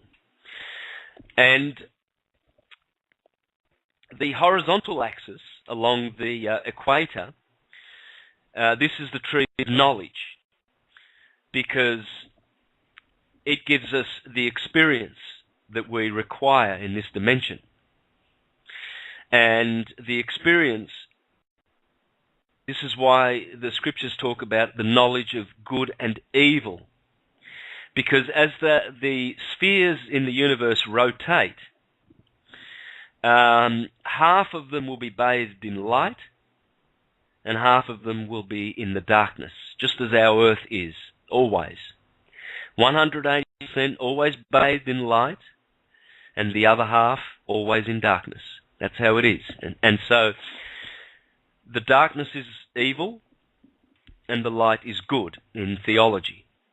And that's why it is also the horizontal axis of the cross is speaking about that knowledge that we acquire, which is the knowledge of good and evil. And so these are the two trees. They are planted on every sphere in the universe because they all have a vertical axis and a horizontal axis. And because they spin, everything spins, everything's spiraling and spinning. And because they do that, they produce the phenomena of night and day, which is good and evil. And so that's why it's called the tree of the knowledge of good and evil. Yep, absolutely. I was going to actually expand on that as well. Like when you go back into the Bible, and I've been quoting this one a little bit lately. In the beginning, God created light and saw that it was good. See, there's the inference that, okay, well, if God created light and saw that it was good, the hypnotic underlying subconscious inference is that all dark must be evil, right? So let's put that one in the mirror at the same time, right? For me, external light outside of myself is evil. It's pure poison, where the dark within is pure good, that's where my creation is, where I can shine the brightest. So, as within, so without, and everything always has to be equal and opposite. That's, if you want to get to singularity, and this is, if there's anything I preach, this is it. If you want to get to singularity, I always use the coin as the analogy. You have to see the head of the dragon and the tail of the dragon at the same time. So when you flip that coin, regardless of what lands, either the heads up or tails up, doesn't matter. It's still just a coin. And the best way to toss a coin is to throw it up and have it land on its edge, where you can both the head and tail at the same time. There's the allegory of the Milky Way, where we have the serpent eating its tail. Yeah, and that to me is the representation of the circular aspect of, and it is circular. It's not spiral. Circular aspect of physical, and why so many people get trapped in it for so very, very long. We've already discussed the area of the circle you cannot calculate, because pi keeps it's a 3.141529 whatever to infinity. So when you draw a circle on a page, while it looks two-dimensional, it's not. It's three-dimensional. It's a spiral, ever expanding. Incrementally small, mind you, but it's still expanding. It's still spiraling. That's why you can't measure the area of a circle. But you can measure the area of a box using. If you took a string and made it, made it into the form of a box, you could measure the area pinpoint. Now you take that same length of string, make it into a circle. Now the area is undefined, infinitely undefined, and that's the 2D, 3D, 4D nature of a circle. Where two-dimensional, it's actually fourth dimension because it's spiraling, infinitely up, infinitely down. So I just wanted to bring that part of it as well. So like when you're saying half the Earth being in the dark, you can infer that as being, like you were saying, evil, and like half the population is inherently evil, where half is inherently good. It has to be the balance, right? And the game here is to bring your own universe into neutral, into balance, where you have to look at the good and the evil within you, and scrape your RAM clean, throw that into the ROM drive, RLM, and put it aside, empty the camel. When you scrape your Aries RAM clean, random access memory, when you scrape that clean, what you're doing is you're allowing your computer to function better, because you've got a bigger, you've got 10 gig of RAM compared to a Commodore 64, okay? And most people are walking around with a Commodore 64, maxing out maybe to a 186, okay, in terms of RAM, where you might have, I can't even think of how small the RAM drives are, like, half a meg and shit like that. And that was considered like high tech at the time. But as we go allegorically, just like the computers, the memory gets exponentially bigger using the same area. And that's the same thing with us. In our computers, our brains, brain's just a switchboard, okay? For me it is, anyway. But what we're doing is we are becoming those supercomputers, in that we're cleaning off our RAM, and we have more RAM to deal with. It's entirely up to the individual how much they want to have. And the size of the RAM, the Aries, the heaven that you have, your Garden of Eden within, is how much garbage you can get off of it. Lose all the nonsense. This is getting back into the Gnostics now. If you're part of traditions, part of family, part of all the nonsense that goes on here, you are walking away from your spirituality. And that's how we've been totally entrained into an emotional state. That's your ego. That's your Cain left brain.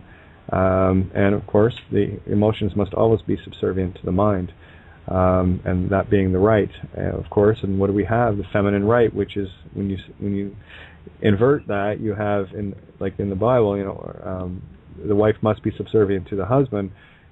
Allegorically means that the emotions must be subservient to the mind. So it's a push me pull you on both sides, and you've got to kind of bring those into the 0 point and get to the center of it and stand there. Not an easy place to be. It's a razor edge. But once you're there for a while, that road gets wider and it's easier to walk. But I just wanted to bring that into the fray as well. So there you go. Fun stuff, eh? Yeah. Good stuff. Beautiful. Yeah, we're in the game, my friend. So you feel like doing some charts? We got about. 35, 40 minutes left? Yeah, can do. Yep. All right. I didn't want to press you, but you know. No. I was enjoying this subject. I'm really getting off on talking about light. Really, it's well, this is where Sneaky Kate comes in and says, "I wish you would join me a little bit more," and because these are the concepts we are hammering home and bringing you to the table whenever you can. I mean, it's entirely up to you. I mean, Friday night or that's your Saturday morning, you know that it's yours. If there's any other time that you can jump in, these are the conversations I love to have, and you have no idea how much I miss chatting with you. Yeah, they're the best conversations. It's the best inspirational and fulfilling conversations that you can possibly have. They do fill your soul. I mean, this level of insight and understanding is just exquisite and exceptional. You got no idea how many times I wished to know these things when I was a Jehovah's Witness, and you know we would pretend to know. Really, I mean, I've been involved with many situations where I wished to have known these things. You know, when Jehovah's Witnesses, for instance, have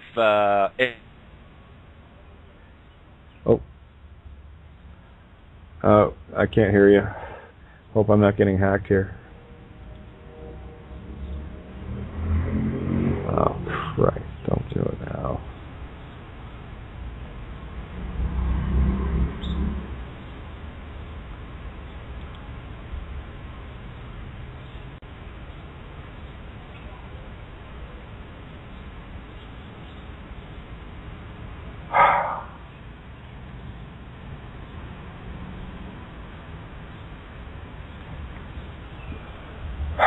Come on.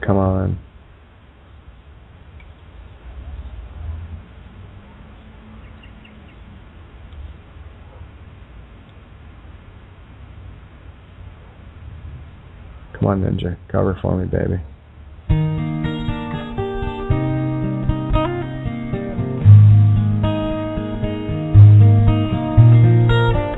I've never seen before my eyes this dream. I've never known what makes this child to see. Like tears from a mountain pouring gently to the sea, a curiosity, will you dare to touch my soul? Is love so frail that we can't hope to be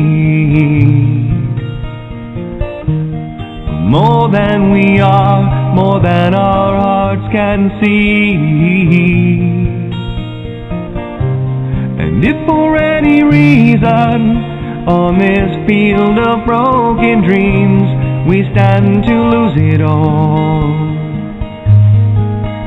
then for you, yes, I do it willingly.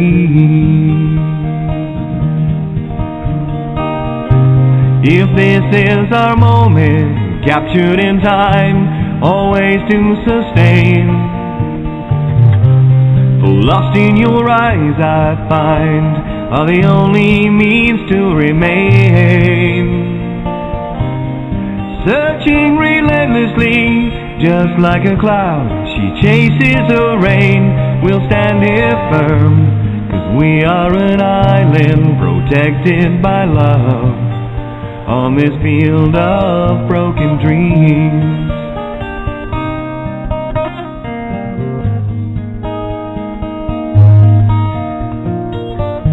It's never clear, this path of destiny. That's why we're here, to find our need to be. Elusive as a rainbow, we can try to steal her gold, but she'll give it willingly Will you dare to ask us all? We'll find a way, we must believe in us. There'll come a day, we'll soar, and when it does, the sky will have no boundaries. I will challenge every sea, I will never lose this dream. 'Cause for you, yes, I do it willingly. If this is our moment, captured in time, always to sustain,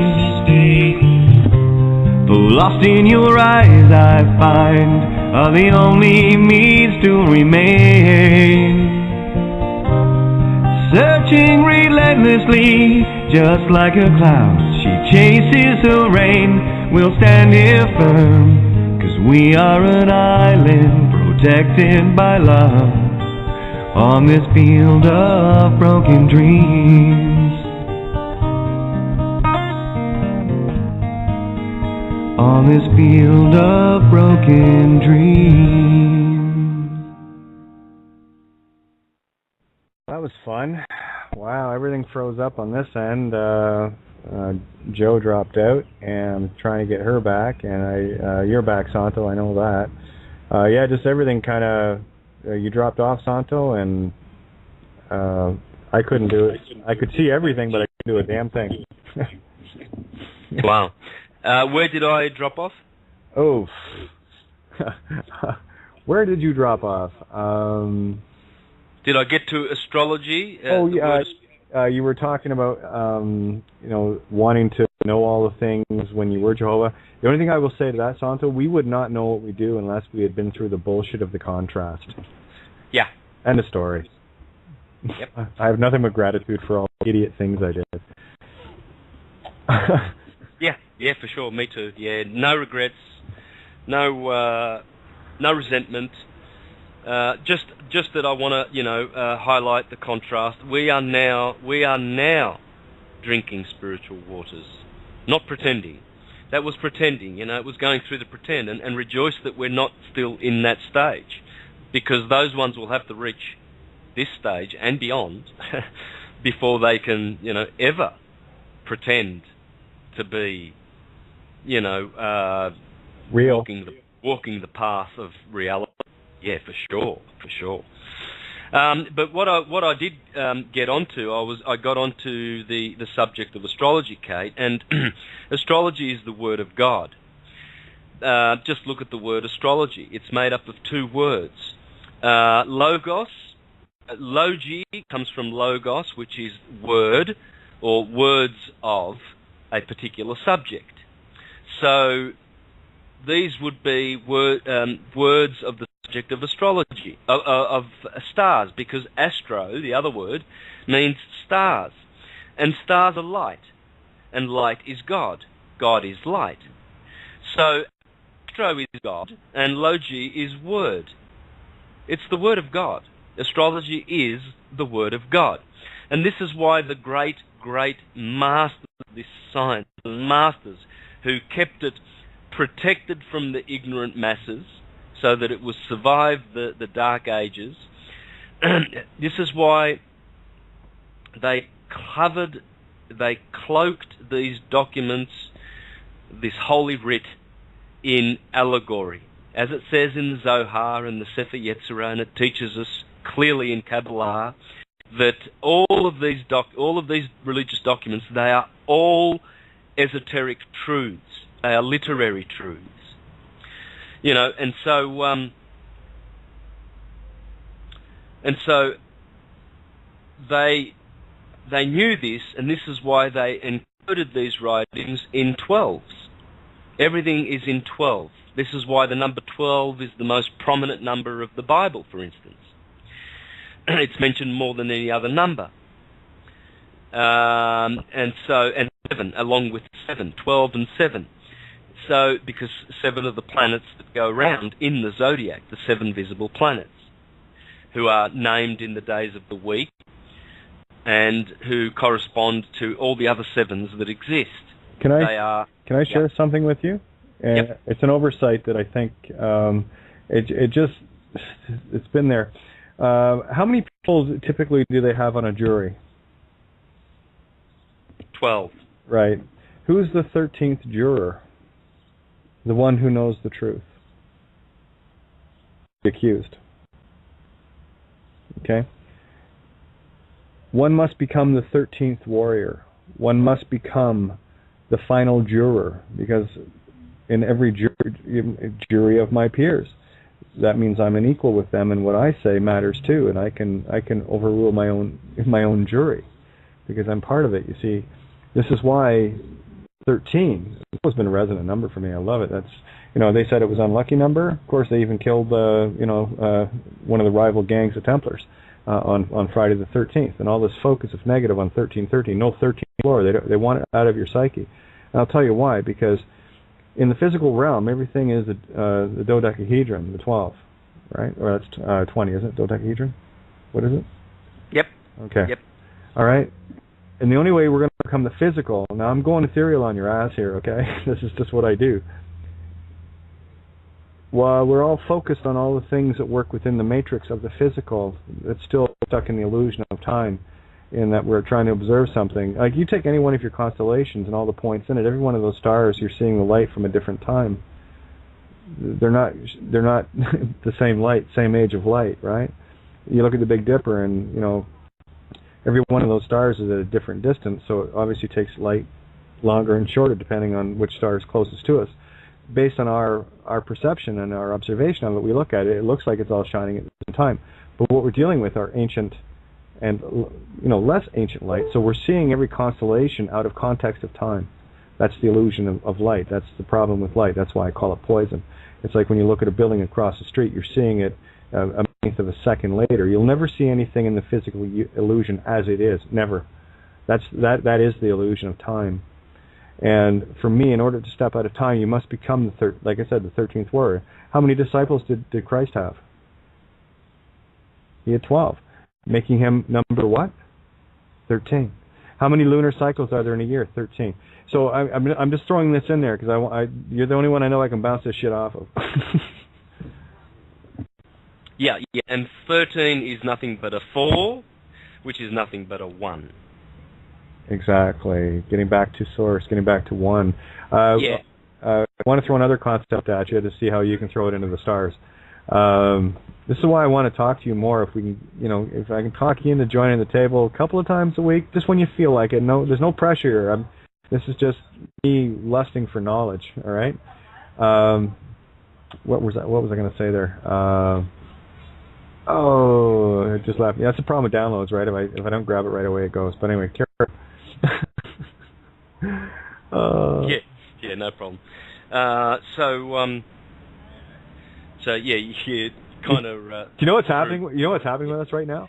The downloads are coming in so fast we can't keep up, and that's what everyone listening. That is why you're hearing these pregnant pauses. Is because it's like there's like 10 or 15 things coming in at the same time. It's like, which one do I pick? Right, so I'm just kind of going off the resonance of what you're talking about to try to, make some sense of it. And by the way, guys, chances are based on this. It depends how long you want to be on, Santo. We can roll over, of course, but this is the course I want to stay on tonight, and because this is mind blowing for everybody. I know it is. Yeah. And so, when you get back to that number 12, it's in the Bible, there's no doubt about it. Churchgoers can't deny it, although they do, they are trained naysayers, and so they do deny in public, but deep down in their cognitive dissonant souls, they know that, the astrology really does rule this universe. So, they might be scary when they come preaching at your door telling you that you're going to hell and that their church is the only one that's going to be saved, for this part of the illusion. But in the end, they are the ones who lose out because they are fighting against the science of the universe, the science of light. And the ancients were very careful very careful to leave this science very well encrypted, very, very carefully done, so that it would remain forever. And here it is, a testament to its durability and its truthness and its validity, and its being the science of God, the science of light, the Word of God, the will of God, astrology, as pure as it ever was, still is, and here I am talking about it.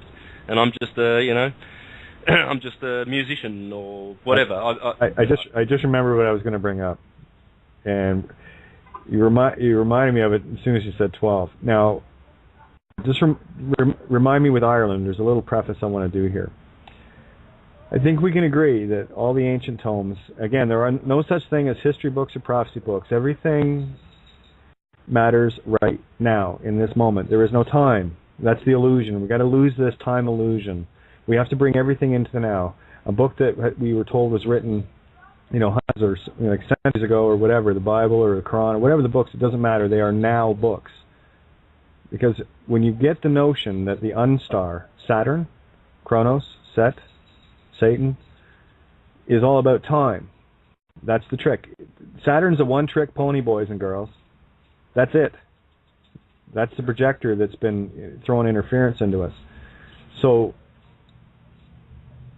we can agree, I'm pretty sure we can agree that all these books that speak allegorically, and they do, yeah? Every one of them, I mean, they're all allegory, including the Zodiac, all of it, it's all allegory. Would it not also be safe to say, as above, so below, that was a clue to an even bigger allegory, in that all the world's a stage and that everything happening around us is allegory? Now I'm going to give you an example of it. As above, so below. All right. We had a couple of nights talking about the heart of Gaia.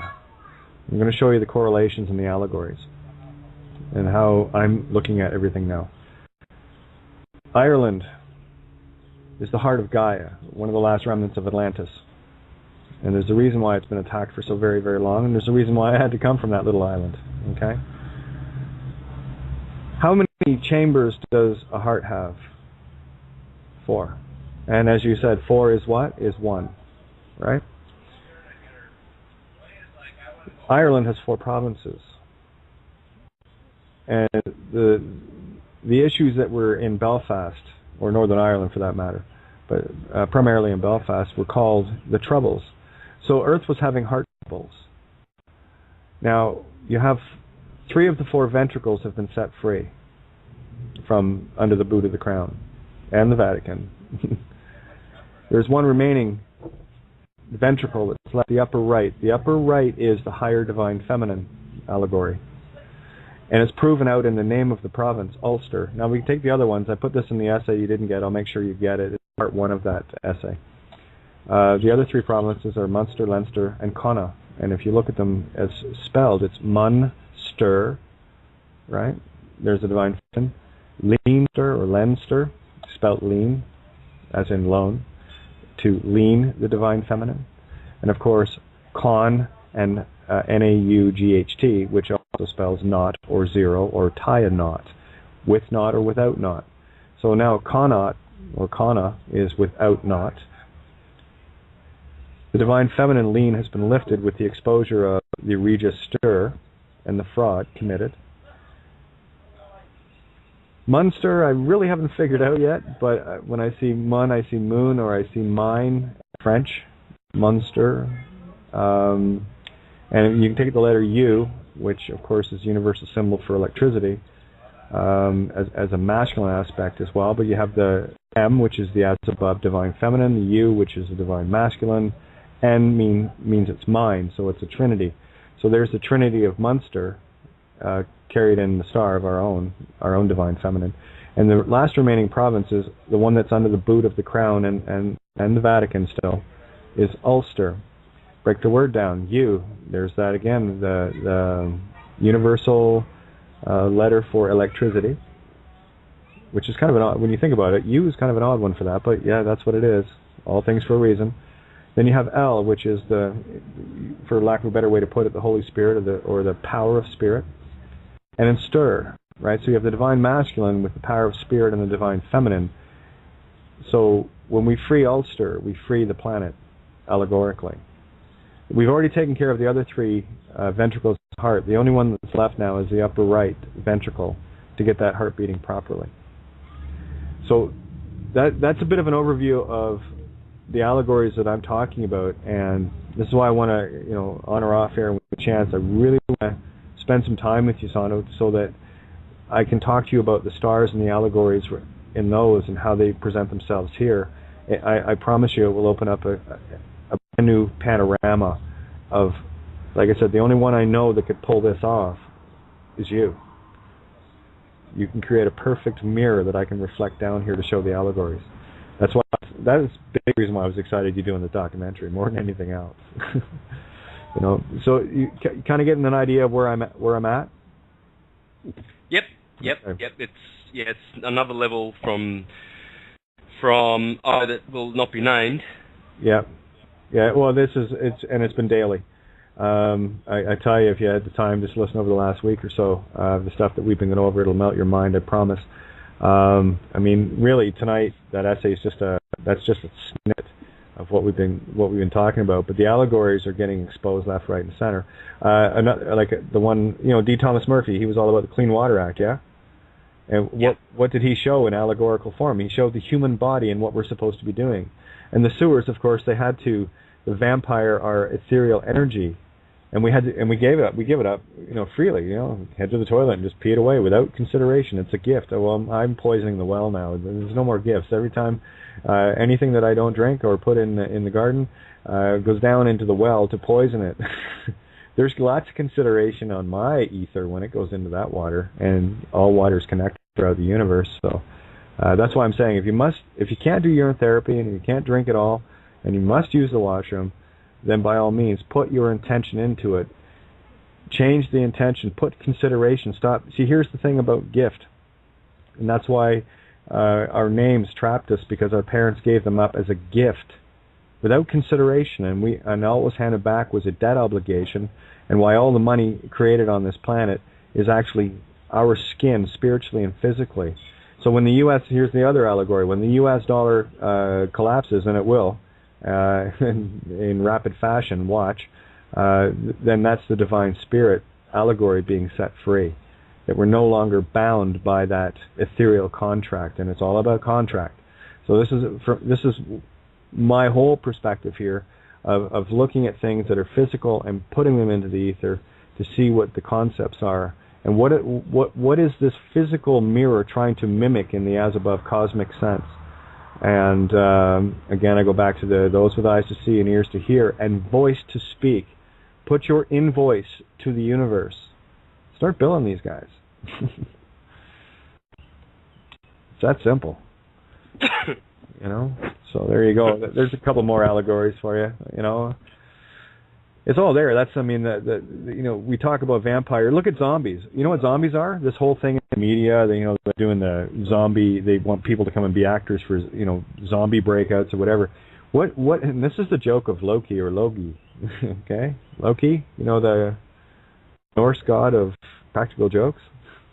Mm-hmm. Sounds awful similar, doesn't it? Anyway, the whole allegory of zombies is what the universe is showing us, if we had eyes to see it, is that we're all walking dead. And what that said to me was, well, if you're carrying Mark of the Beast and the Whore of Babylon of Consumeria, you're walking dead. You're dead in all senses, because you are offering up an id entification, or there's that id enta phi, right?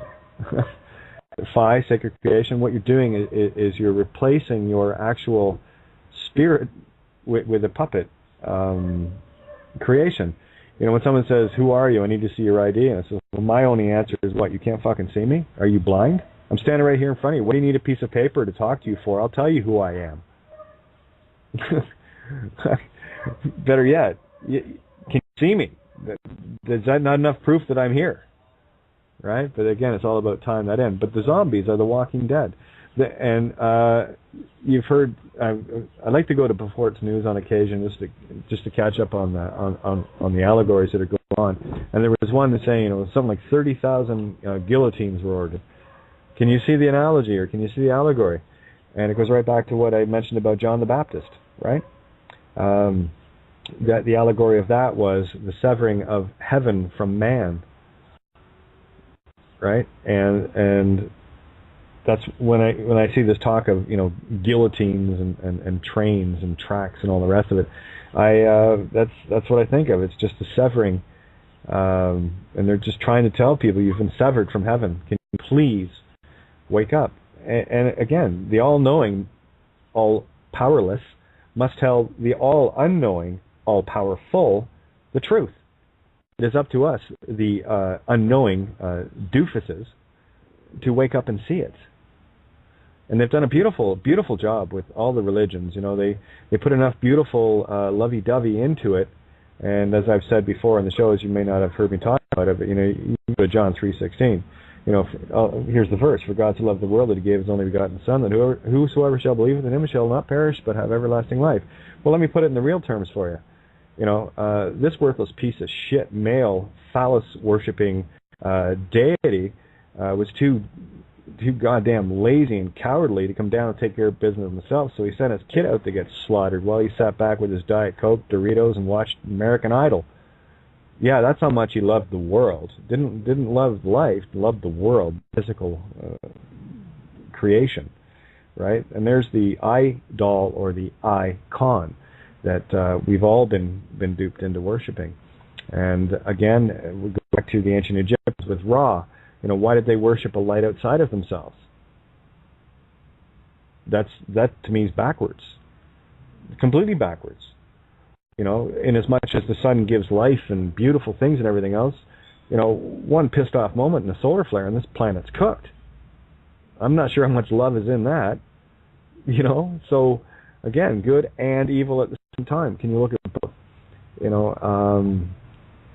Yeah, this is just a little bit about more about what path we've been talking about around this table, and I got to tell you, it's been a whole lot easier without all the bullshit fear porn and onslaught of others talking about fear porn and all the rest of it. Those are all distractions. Can you see the allegories? And that's the only question I have to ask anymore. And that's great. You can see what you're seeing, but can you see the allegory? And by the way, what you're looking at is already past. It's already created. You're living in the past when you look at the physical. The only time you can see real time is when you close your eyes. Get inside, because nothing else exists outside of you at that point. That's why you got to get dark. You got to get deep, and you better start getting on your urine. You're literally pissing your life, spiritual life away. You want to come into a grand awakening. So don't. You know what? People, I'm going to tell you guys, these people that have issues, well, fine, stay stupid. Please, do me a favor. Don't do it. You'll only wake up. You'll only come into these beautiful truths. You'll only have a completely different view of reality. But here's the problem with that, okay? And I'm talking to the egos now. You won't have anything to bitch about. You won't have anything to play victim role about. You won't have anything to whine about. You won't have any excuses for failing. This is called responsibility, to bring life, to bring the ability to bring back life. And guess who does that? You were talking earlier, Santo, with regards to the church and the indoctrinations. I forget what the term you used, but I call it the Savior Program. What did the Platonics and whatever say about that? About the false salvation? False salvation. I call it the Savior Program. Yeah. Okay, so just so we're on the same page with that, and this is one of the things that I've been working very diligently to dispel. And we've had some beautiful nights here where people have been a part of it.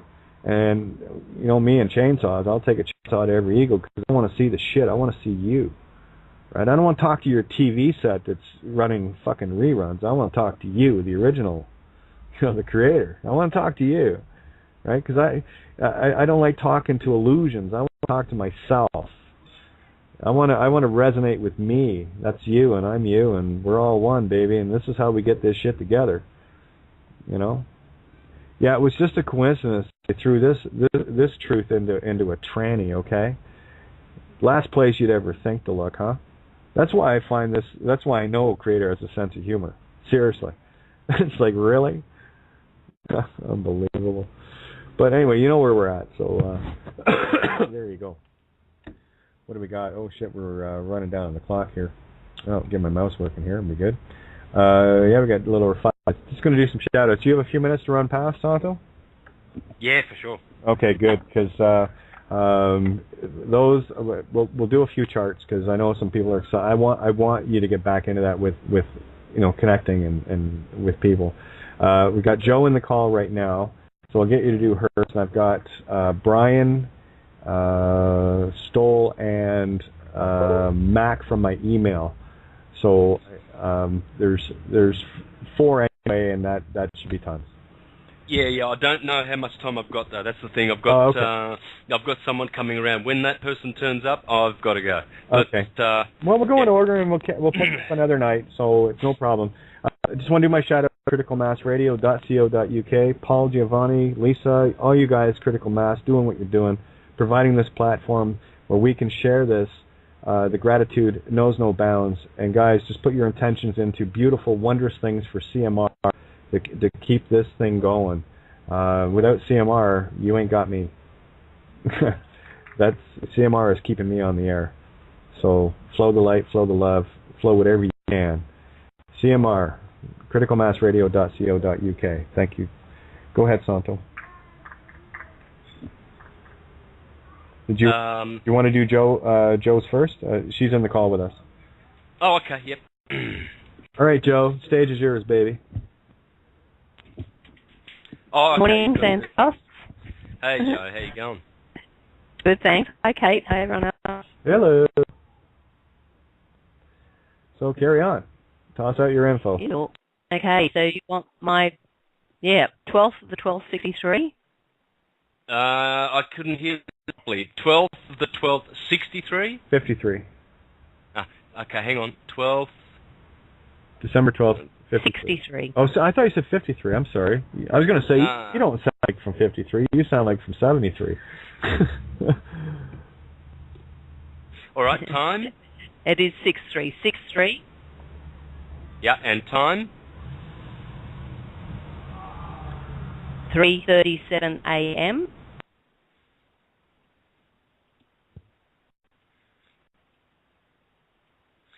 And place? Bankstown. Sydney? Yes. All right, 12th of December 63, 3:37 a.m. Bankstown.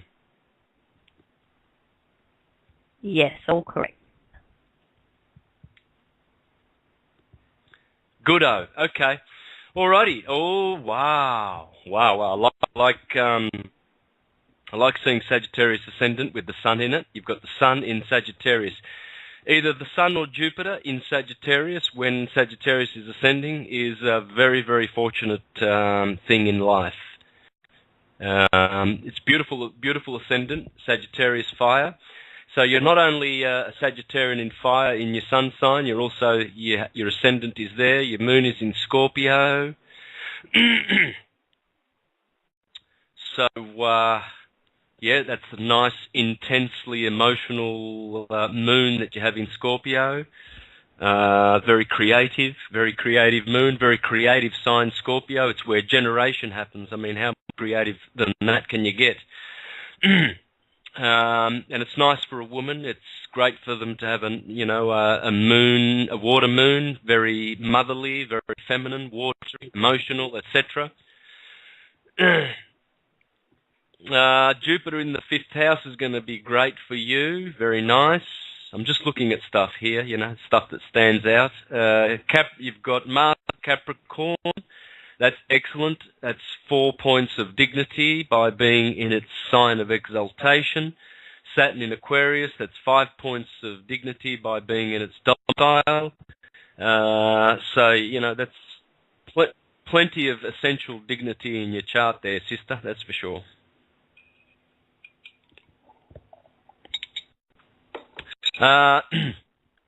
Your North Node's in Cancer, so you might want to keep that in mind. That's handy to know where your North Node is. What else are we looking at? You got questions, Joe, or do you just want me to just have a look at some whatever I find? Yeah, I've studied astrology for 20 years, so I've got a fairly thorough understanding, but I haven't got the hermetic awareness. I found you a few years ago, and started following you from that aspect. So I got to a stalemate with astrology when it was just the mundane. So from there, I'd love to know maybe the physical realm.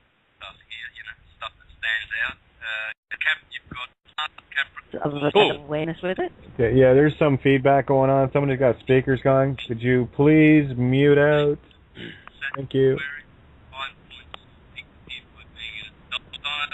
Someone's got the radio going. Turn it off or mute your mic. Thanks. You're in the show. There we go. Yeah. All right. Well, okay. Well, if you hit me with some questions, I can go about answering those. But do you know the ruler of your chart? No, I didn't. I tried to find it actually following your... Right. Let's do that. Okay. And I get there. Yeah. All right. So if you've got pen and paper, you might want to write down the 5 ways that I consider the ruler of the chart. I don't just stick with the one. For instance, I would probably be correct in saying that most astrologers today will tell you that the ruler of your chart is the ruler of your ascendant sign. So in your case, Sagittarius is ascending. And by the way, we still have that feedback in the background, guys. Yeah, I think it might be on Joe's end. Have you got speakers or headset there, Joe? Headset, and I've got it on mute, so... Okay, I don't know where it's coming from then. Oh, actually, I'll be right back. I gotta move my car. I'll be right back. Coming! No worries. All right, so let's continue. So they would say that Jupiter being the ruler of Sagittarius, Jupiter is the ruler of your chart, and that's it. No further discussion. All right? But, so that's the ruler of the ascending sign, okay? The rising sign. Now, and that makes a lot of sense. It's very, the ascending sign is very, very important because that's where the light has been split. That's the beginning, the beginning point. Because that's ascending, and below the horizon is darkness, and above the horizon is light. So it's the point that begins. It's the starting point. And see, the houses of astrology begin on the ascendant. They always do. And so the first house is the first house below the horizon, not above, below, because that is the one that has to... Those stars, that group of stars in that segment of the heavens just below your eastern horizon, those are the ones that are coming up. They're ascending. So, of course, that's where your first house is. Your first house is in that particular group of stars. So that's how important the ascendant is. You hear a lot of talk about, oh, it's not so important, you can do this and you can do that without it. Yes, you can do a lot without it, but it is absolutely crucial in astrology. In Western astrology, tropical astrology, it's absolutely crucial, the ascendant. But if, for instance, the ruler of your chart is in a weak place, and I would suggest your Jupiter is not very strong. Even in the 5th house, which is great for Jupiter, the sun is below the horizon, so you've got a nocturnal chart. Therefore, if we're just going to go on Jupiter as being your ruler, he's in a very, very weak place, and he's not really influencing your chart at all. At all.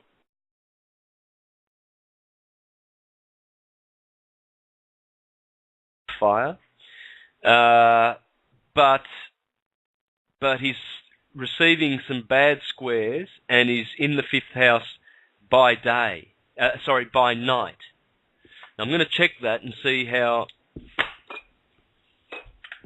that squares up. But anyway, so he's not really healthy. So going by your ascendant is simply not enough. Firmicus Maternus, the 4th century astrologer, says that you can find the ruler of the chart by looking at the terms that the sun is in. Now, but that's only by day. If, as in your case, the chart is a night chart, then you have to go to the moon, and you have to look at the degrees or the terms in which the moon is. So in your chart, the moon is the significator. So what we do now is we have a look at the moon. She's in the 1st degree of Scorpio. Whose terms are those? Let's have a look. It is the terms of Mars. There you go. So Firmicus would say that Mars is prominent, is the ruler of your chart. And being in the sign of Capricorn, where he exalts in the 2nd house by night, he is definitely by far your most powerful planet. So your moon is telling you that your ruler is Mars by the fact that she is in the terms of Mars, the 1st degrees of Scorpio. Now, the other thing is, Firmicus says where the moon is, the next sign is the ruler of your chart. So your moon is in Scorpio, the next sign is Sagittarius. Its ruler, as we said, is Jupiter. Therefore, Firmicus would also say that your ruler is Jupiter. So your ascendant tells you that it's Jupiter. The position of the moon in the sign of Scorpio tells you that it's going to be Jupiter by entering the sign of Sagittarius next. And the terms that the moon is in tells you the ruler of the chart. And that's Mars. So you've got 2 telling you it's Jupiter and 1 for Mars. Now, there's a couple of other ways too. One is the planet that's closest to the sun. That's the ruler of the chart. And yours is Mars. And so again, there's Mars again. And the other way would be the general way of finding the ruler is the planet that is most dignified. So again, it would have to be either Saturn or Mars, because they are the only ones that are receiving any real essential dignity here. Your other planets are pretty much peregrine. Out of the 5, that is. So we have to give that to Mars, sister. And so there's 3 for Mars. Mars is definitely the most dignified. It's the closest to the sun, and the moon is in the terms of Mars. So those 3 significators tell you that Mars is your ruler. Jupiter is your co-ruler. Now, I've got those 2 as mine too, but the other way around. Jupiter's my ruler and Mars is the co-ruler. Because my Pisces moon tells me that Mars, the next sign, Aries, Mars is the ruler of that sign. Therefore, Mars will be the ruler of my chart. And being Arian, Mars certainly turns up. I see it everywhere in my nature, everywhere. And this is the other thing. The reason I keep explaining how to find the rulers is so that you can know those planets that are very, very powerful in your chart, and so that then you can begin to see where those planets are hiding in everything that exists in nature. As Al-Biruni, the great astrologer, said, and Paracelsus also said, that Mars is in stones, it is in plants, it's in it's everywhere. Mars is doing his thing everywhere you look. You just have to know which is the difference between Mars and Venus and Mercury and Saturn and Jupiter and the sun and the moon. So when you look at people, when you meet people, you will be able to tell their ruler. It's just so easy. Man, I get it right all the time. It's one of the easiest things to tell.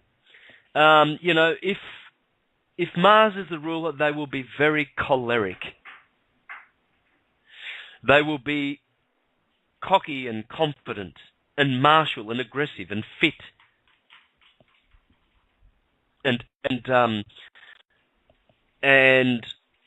you know, headstrong, etc. If it's Jupiter is the ruler, you know, they'll probably be smiling, you know, soft, sweet, smiley eyes, really good-natured, happy, magnanimous, generous, mostly generous. The type that says, you know, you're my friend until you prove yourself to be my enemy, rather than the opposite. Jupiterian, jovial. They're just happy. They're always there's always this underlying happiness with them.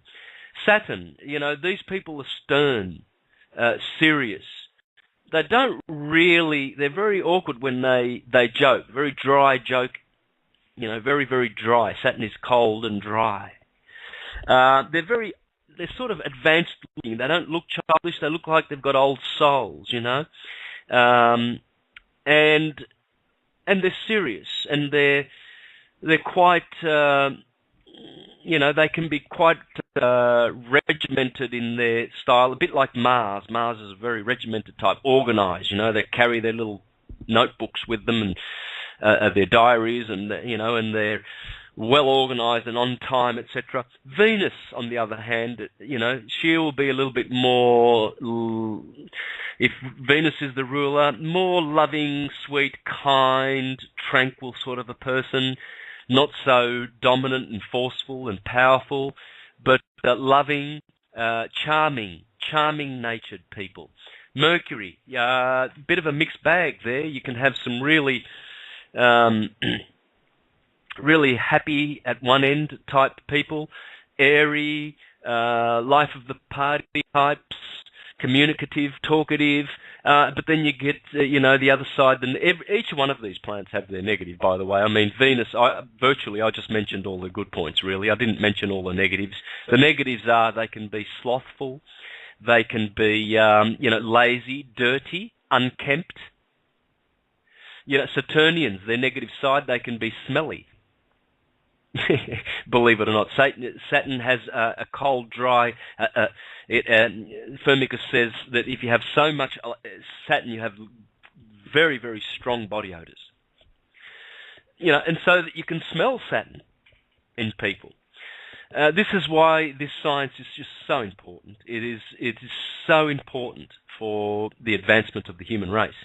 Now, getting back to you, Joe. Sorry, I hope you appreciated that information, but. Yeah, your ruler there is definitely Mars. And having a Sagittarius sun, that's probably a good thing. You know, you don't want too much Jupiter. The negative thing of Jupiter is that he's, you know, like, he's the first card of the tarot deck, the Fool, you know. He's trusting.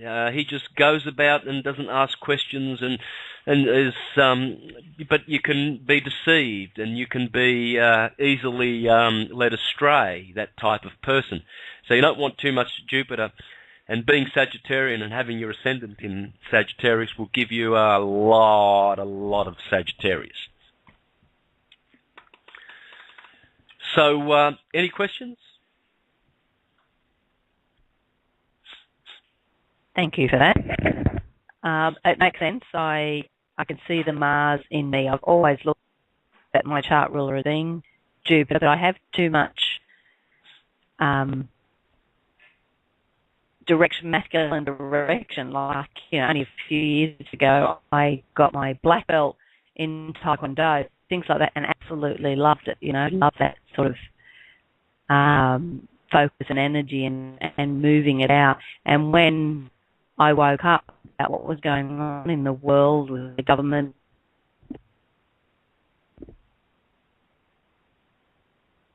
my natal Saturn, so I had to face all those masculine concepts and collective fears about the government power structures being in Capricorn. So everything came up for me there, and it was a really good driving force to transition out of it. Yeah, beautiful. And great combination you've got there. You've also got the sun in the first house. You know, that also gives you that martial... that makes you pretty much the sunshine of the family. You'll probably be the eldest born, usually. It doesn't always indicate that. There are other things that you have to check for this, but usually Saturn, Sun, Jupiter in the first house, and depending on other things, brings the native into the family as the firstborn. Even if you're not the firstborn, you're the first respected, unless there's someone else in your family that has the sun in the first house. But you will be the one amongst the siblings that gets all the limelight and the glory. You've got the sun in the first house in Sagittarius. How much fire is that? I mean, you must really also stand out when you go into a crowd. I mean, you'd be very visible for some reason. The energy, you would, attract a lot of energy. Sagittarius as a ascendant, I want to have a look at that, see what Firmicus says. He's got some great information about the 4 angles, the best of all astrologers, because the angles are very important. Your ascendant is the number 1 sign, of course. It tells you more about you than any other house. The 10th on the MC is also. But what he says about Sag, the ascendant in Sagittarius indicates many enemies and gain from unexpected source. The native will be detained in foreign countries and will be on a large river or large sea. He will be involved in public affairs and will make his living from water or watery places, will acquire many skills in different kinds of learning, will be prudent, intelligent, knowledgeable in all things. Yeah, that's Jupiter. That's the sign where Jupiter rejoices. Now it's interesting that your Jupiter is in the 5th house. So being part of your ascendant sign and your 5th sign, which is one of the good signs in astrology, regardless, even though it's a night chart, and Jupiter does not like night charts, you can rest assured that Jupiter in the 5th house is going to bring you a bunch of goodies.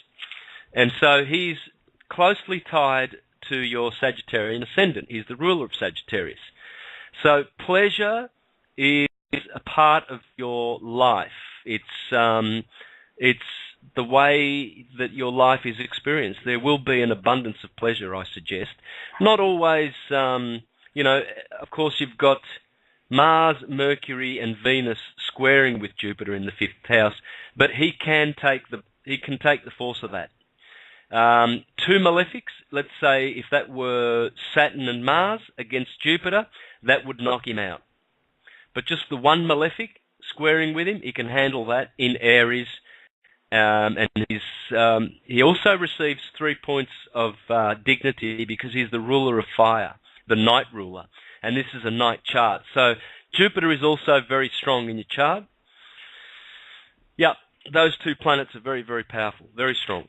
Jupiter and Mars, no doubt about it.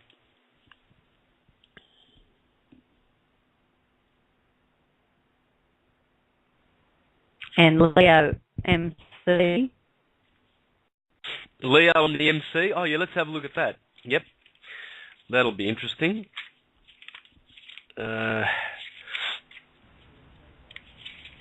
Yeah, sorry guys, my Skype is really, really lagging here, so I'm having a hell of a time trying to unmute and mute and do. Anyway, it's just letting people know that if we drop off, it's my Skype. It's right now it's overloaded, so just letting you know, it's all good. Okay, so we're looking for Leo on the MC.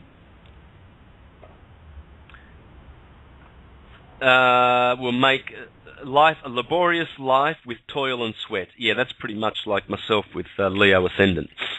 Yeah, not easy. The native will be in the power of a more powerful man, either for position or for food. He will have a position of power and will increase the amount of inheritance. He will be flattered by many and will give much of his resources to others. There you go. That's interesting. Very magnanimous, Leo. Leo is, on the ascendant, Leo also predicts a very, very similar thing. toil, a life of toil and labour and sweat and hardship, but it also indicates good things like yours there, Joe. The good things of yours is, giving of resources to others and increasing power and position. Leo on the MC will increase power and position and the amount of inheritance. You'll be flattered by many. Well, of course, when Leo... These are great signs, by the way. Great signs to have on your ascendant and MC. As Firmicus says, the ascendant in Sagittarius makes one intelligent and learned in many kinds of skills. And I've seen many successful people with, a Sagittarius ascendant with either the Sun or Jupiter in them. Marlon Brando, Robert Plant, the singer of Led Zeppelin, they experienced the top of the top of the top. I mean, Marlon Brando's considered to be the actor of actors, really, and he's has Jupiter in the first house with Sagittarius on the ascendant. When I see that configuration, Sagittarius ascendant with either the Sun or Jupiter in it, I can relax. I know that this is a very, very healthy chart. A lot of health and vitality and strength and many other virtues come through the strength of your chart. That and the virtues of the planets and their essential dignities and their accidental dignities. And so you look for things like this. The first thing you look for is planets on the angles. And when you have the Sun on the first angle, you know that that's a vital, healthy chart. That person will be vitally healthy, all things being equal. Alrighty. Okay, they're like, finally it worked. Anyway, awesome, great stuff. I've got Brian waiting. If you can do his. Yep, person hasn't turned up yet. Okay, I was gonna say, but let's go until you need to fly. So, this is driving me nuts. Okay, there we go. Brian, are you there? Hey, yep. There you are. There, you got Santo. Cool. How about her? Yeah, my info is September 24th, 1977. All right, hang on there, brother, because you caught me. I have to open a new browser. I'll keep that one open for a little bit. So, shoot that again, sorry? Okay, cool. It's September 24th, right. 1977. And 3:15 p.m. in the afternoon.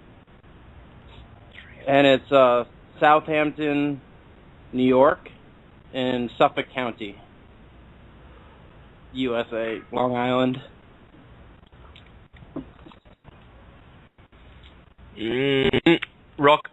Rockingham? Hampton? Yeah. It's in the Hamptons. New Hampshire? No, Long Island, Suffolk County. Southampton. I was going to say, just go Suffolk County, New York. I must have spelt it. I can spell I've only it. got... Hang on, no, I've got Southampton, I've got in as one word, Southampton, St. Louis, Missouri. Now, when I separate Southampton, I only get the other option, which is Rockingham, New Hampshire. Oh, weird. Well, it's spelled Southampton, like the... Yeah, like England. Yeah, I don't know. Well, hang on. So, did you... No H, just Southampton. No, there's an H. There's not two H's. It's like all one word, like okay. Southampton. Okay, well...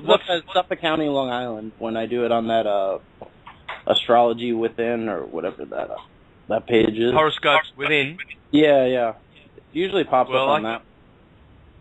I don't get anything, brother. Have you got something else? Because I wouldn't mind something on the same... I can paste it into the chat room, too, just so you see it if you want. But all right, do that, but is there a town nearby, a big town very close nearby? what's another big town close nearby? Riverhead, Southampton, Riverhead, West Hampton, East Hampton. It's like in the east end of Long Island. But, hang on one Just sec. put in Long Island, Santo. Yeah, here, I'm going to paste it into the room anyway, just so you have it. But, If he puts in Long Island, it'll bring up the options. Cool, yeah.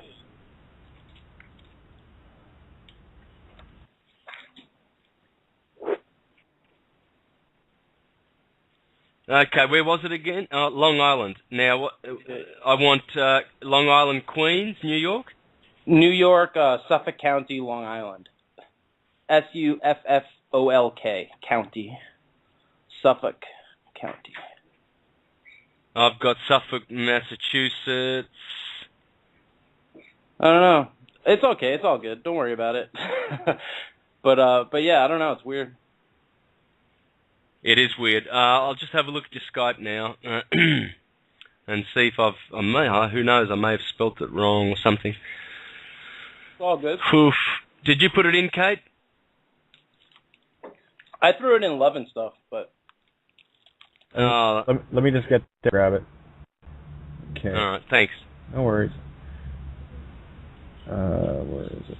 All right, so it's 24th of September, 1977, 3:15 p.m. Yep. 3:15.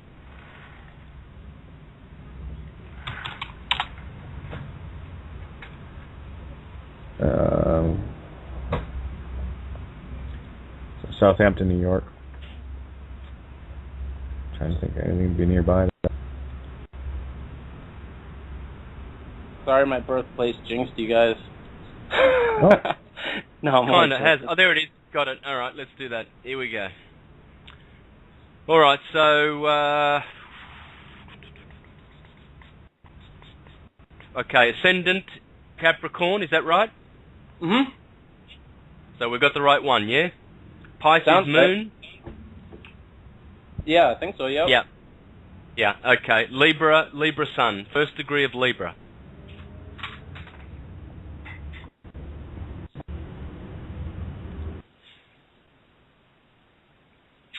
All right, now, so what I've got is, so the Sun in the 8th house, in Libra.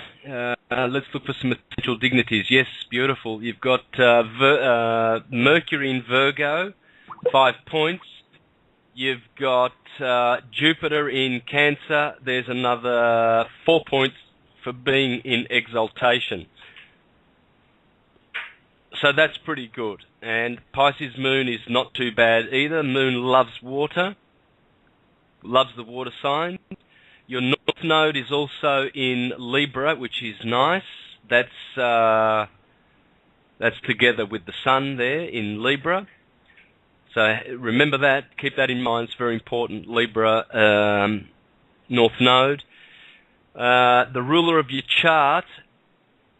So your ascendant is Capricorn, therefore Saturn is the ruler of Capricorn. And that would be one of your rulers. Let's have a look at the first degrees of Libra. Whose terms are those?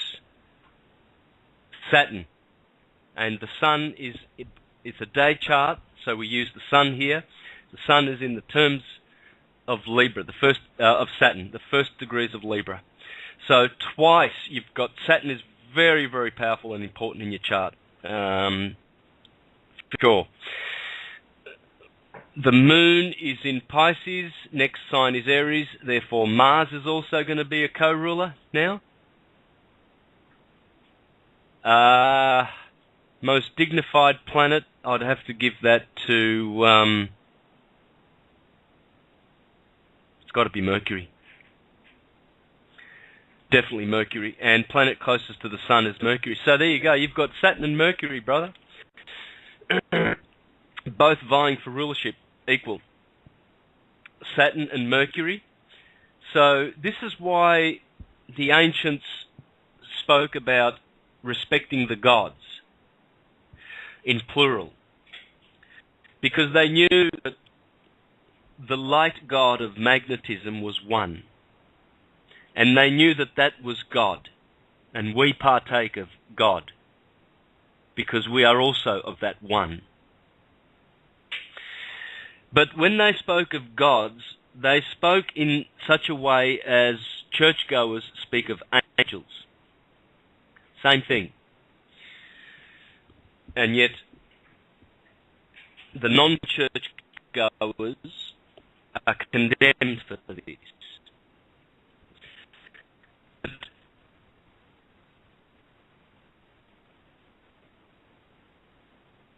The Romans once used to reject God. Who were these gods? Minerva, Mercury, Saturn, Mars, Jupiter, and Luna. But predominantly it was the 5 planets.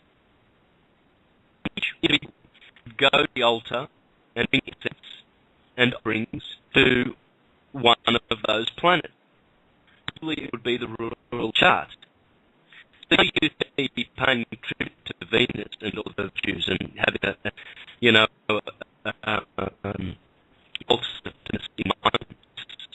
or to Venus, Diana, whatever you call them, chart. So, and I would be offending Jupiter. I mean, I'm speaking literarily here. I'm not speaking literally. Therefore, knowing my chart, knowing astrology, the Word of God, being a diligent student of it, I know to pay my respects to Jupiter. In other words, I need to harmonize myself with that beautiful Jupiterian energy so that I can carry out my work effectively. And that planet and its energy of light will help me, and I would not be kicking against the goads. This is why the rule of the chart is so important to ascertain. And, you can really use those 4 or 5 different ways of finding the ruler, or you can just pull up your chart and look at it and work it out for yourself. You can see. You can see which planets, are strong in the charts and which are not. For instance, you've got Mars and Jupiter in the 6th house. Now, that's not good. It's not good for Jupiter. He doesn't like night charts. Mars loves night charts, but no planet likes the 6th house. It's a real nasty sort of a house, in terms of health anyway. So I would be saying to you, brother, I'd be getting on to, all the good things about the cell salts. I'd be doing that. I'd be taking your Libra, Scorpio, Sag cell salts. I'd also be taking Pisces, iron phosphate. I'd take magnesium phosphate for Leo, because there's a disturbance there with Leo. You've got Saturn in Leo, which is the heart. I really think you need to look after your heart, brother, because any time I see Mars in the 6th house or Jupiter in the 6th house, I know that health issues are going to be the problem. Sorry to have to tell you that. It's cool. My dad had a bunch of heart attacks, so... Yeah, well, Saturn is cold and dry, and you don't want him to be in Leo because that's his sign of detriment. He loses 5 points. So he's very peregrine. He's very far away from... look, it's great to have Saturn in the 7th house, though. This is beautiful, very, very powerful. Saturn in the 7th house will bring you many, many good things. In terms of wealth and, success, yes. But health, absolutely not. You're lucky that he's in the 7th house, but otherwise being opposing the moon, in direct opposition to the moon, and he's in the 7th house with those 2 orbs in the 6th. Let me just check. Just want to check if there's any problem with that specific degree in Leo. 25th degree of Leo is all about poisoning, drowning, asphyxiation, I get. But it also is generally associated with...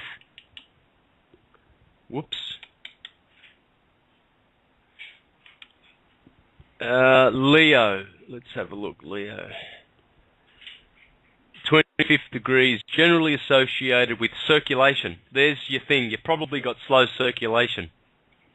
My hands fall asleep all the time. That's it. Because why would you know that? Well, because Saturn is slow. And Saturn is the decan of circulation, the last decan of Leo, which deals with your circulation. Leo, the heart, and circulation. Saturn is cold and dry and slow, Chronos, giving chronic illness. So look, I don't want to, sound excessively scary here, but I would be at least, put your attention on that. And magnesium phosphate is the salt that the heart loves. Magnesium phosphate strengthens the heart. But I'd probably take the whole 12 there, brother, because simply the reason being is you've got those planets in the 6th house. Now, that's just a superficial glance at your chart. You need to do deeper research as to find out whether you should be really concerned about these things. Now, how you would do that is you go to the ascendant, where that arrow is pointing on the ascendant, it's pointing to Capricorn. Capricorn is Earth. Earth has 3 rulers, all of the Earth signs, Taurus, Virgo included. They have 3 rulers, and they are these: Venus, Mars, and the Moon. So you would have to examine at length the health of those 3 orbs, Venus, Mars, and Moon. And to be quite honest, at a glance, just by the positions that they are in, Venus is okay, Moon is okay, Mars, of course, is not in the 6th house. So there will be a little bit of a concern, I'd say, brother. Yeah. Do you want me to look at the other points in your chart? I'll have a look at them, actually, because there's not many of them. We'll do your medicals. 1st degree of Pisces. Thank you so much, by the way. Yeah, no worries. 1st degree of Pisces is coordination. Pisces deals with the nervous system, mostly. Okay, so what do you got there? You've got the Moon receiving 2 squares in the 1st degrees, 0 degrees Pisces. That has to do with coordination and nerves, I would say, because most of Pisces it's a very nervous region. All of the nerve endings, most of the meridians and everything, energy meridians go right down to the feet, of course. So I'd be looking at that one. Cancer.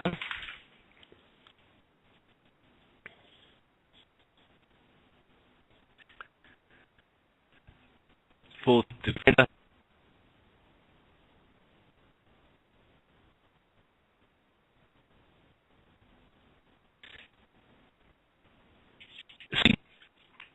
That's the skin. Can't say much about that because that really would be, it's not dry, so it wouldn't be an eczema thing. It would be moist.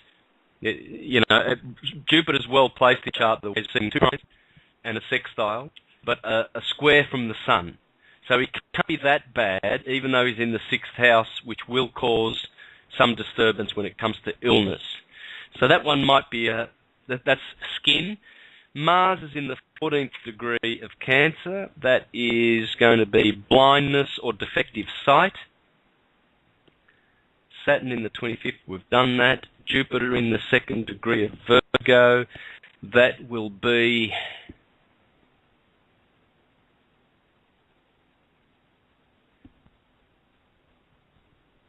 appetite. Something to do with appetite. You probably have a big appetite, haven't you? It depends. Lately, the past 6 months, I sometimes forget to eat. But growing up, I did, for sure. Well, the only reason I said that, and this is how I think, this is the thinking process, and it also comes from knowledge. Venus is in the 2nd degree of Virgo. Virgo's the belly. Venus is voluptuous and gluttonous in her negative. So the first decan of Virgo deals with the appetite. Now, she's receiving an opposition from the moon. Therefore, that's just, to me, that can be I've definitely been gluttonous in other ways, less than food, but just in other ways in life. Not so much anymore, but... So. Yeah, for sure. The Sun in Libra, I'll just check that one. Sun in Libra is... And by the way, the special degrees that I'm looking at, you can grab a book on Amazon that I'm reading out of a book by Judith Hill. She's an amazing astrologer. And the book's called Medical Astrology. It's only about $20, I think. Cool, yeah. But it's a guide to planetary pathology, and I'm in her on page 24, where she's got all the special degrees that have all of these thicknesses associated with them. And I'm just basically going to all the squares and oppositions, the red lines in your chart. And I'm going to those ones rather than the blue ones, because those are nice, healthy, harmonious energies in your chart. I'm just looking at the out-of-tune ones, right? So, or the slightly out-of-tune ones. You don't have anything major here, by the way. You really don't. You've got a couple of squares and oppositions, but they're really, really soft. They're not really powerful, except for this one from the Sun, first degree of Libra. And I mentioned that was the... first degree of Libra is...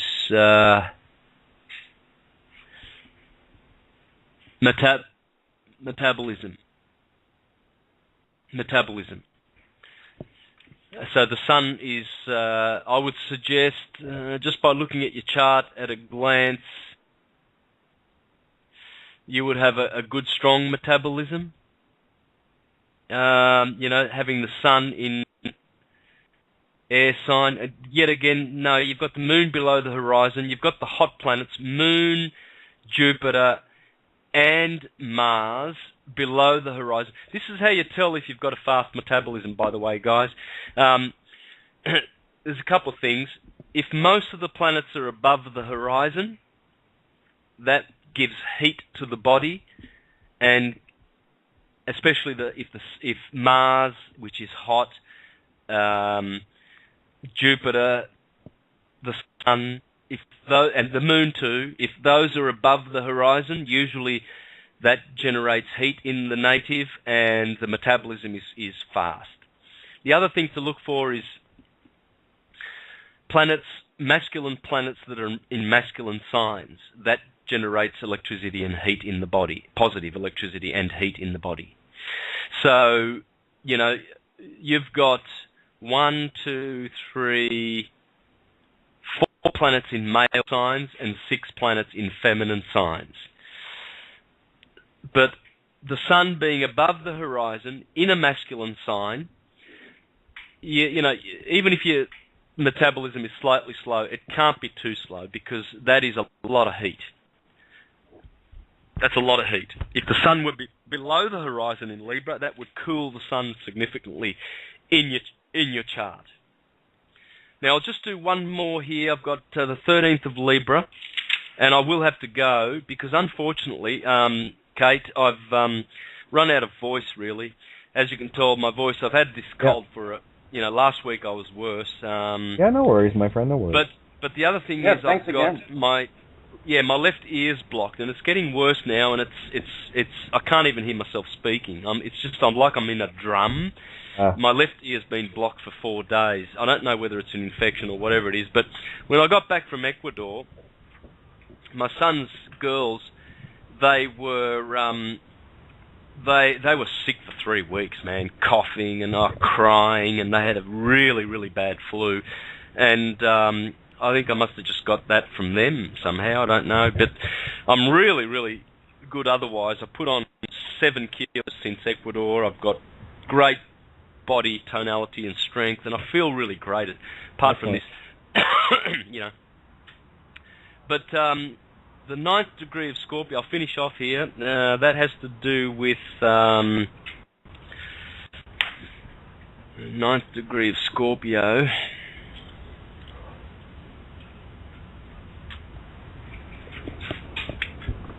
Sexuality. Scorpio is sexuality, genitals, and hormones. All those three deacons. Sexuality, hormones, and so that will be. God, goodness, no idea, because it's Uranus that's doing it. Uranus is erratic, inspirational, electric, fiery. Don't know what to say about that one. Oh, no, sorry, it was... Excuse me. Yeah, no, that's Uranus, it is right. Did I do the 13th degree of Libra? I better check that one. Because these might actually be things that you need to be concerned with. I'm not saying go out and, address all these at once and panic, but just know that they're there. Pluto in the 13th degree of Libra. Libra, the middle deacon, is dealing with... Am I still on? Bowels. Something to do with your bowels. Yeah, bowels. Now, and the last one is the 13th degree of Sag. That may have to do with your eyes. Sag is usually dealing with the eyes. Yes, it is. It's an eye, something to do with your eyes there. All right? Cool. Well, thanks so much, and feel better, man. Yeah, will do. Absolutely. All good. Before you run off, there was one allegory I want to share with you as soon as I get to it. It was one that it was a beautiful allegorical look at a picture. Now, this picture, as soon as I get to it, it's a picture of a bull gorging a matador, and the horn is coming under his chin and literally out through his mouth. This guy's done. All right, that's what he gets for picking a fight he couldn't win. Every so often, the good guy wins. Okay, the one without the swords. Yeah, bullfighting. What a crock of shit that is. But anyway, I'm going to quickly read the allegory before you take off. We're down to about 14 minutes anyway, but I did want to share this with you earlier tonight, Santo. Patty Byers-Woods was the one that did the analogy. She's Taurian, so obviously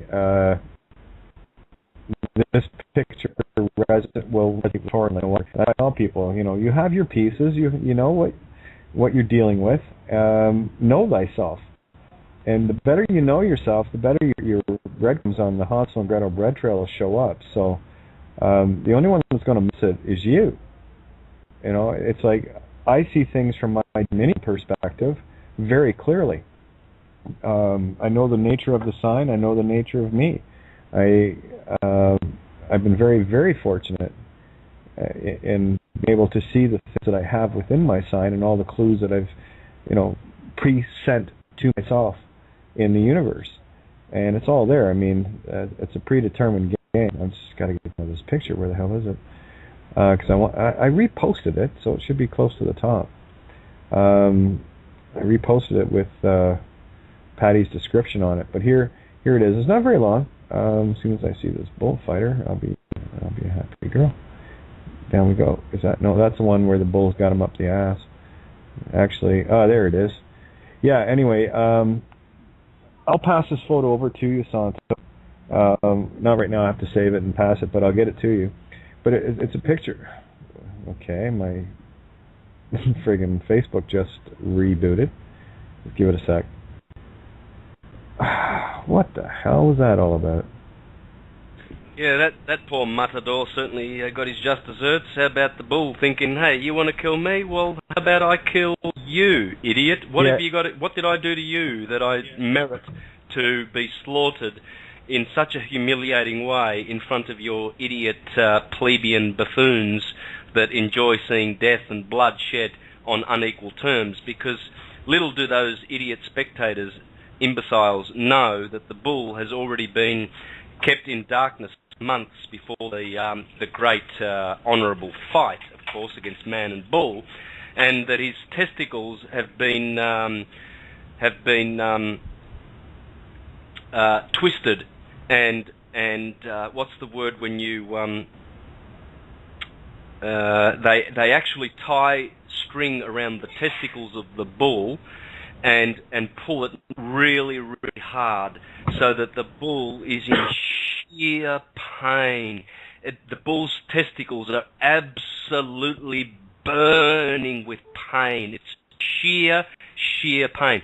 And not to mention that they kept the bull in darkness for 2 months, and then they drugged the bull, and they do so many other things, a list of about 20 things, to bring the bull on equal terms with this highly weaponized and armed man who has all the advantage. And then this bull turns around and says, there you go, you got your just desserts, idiot. Do you see the picture on my Facebook page?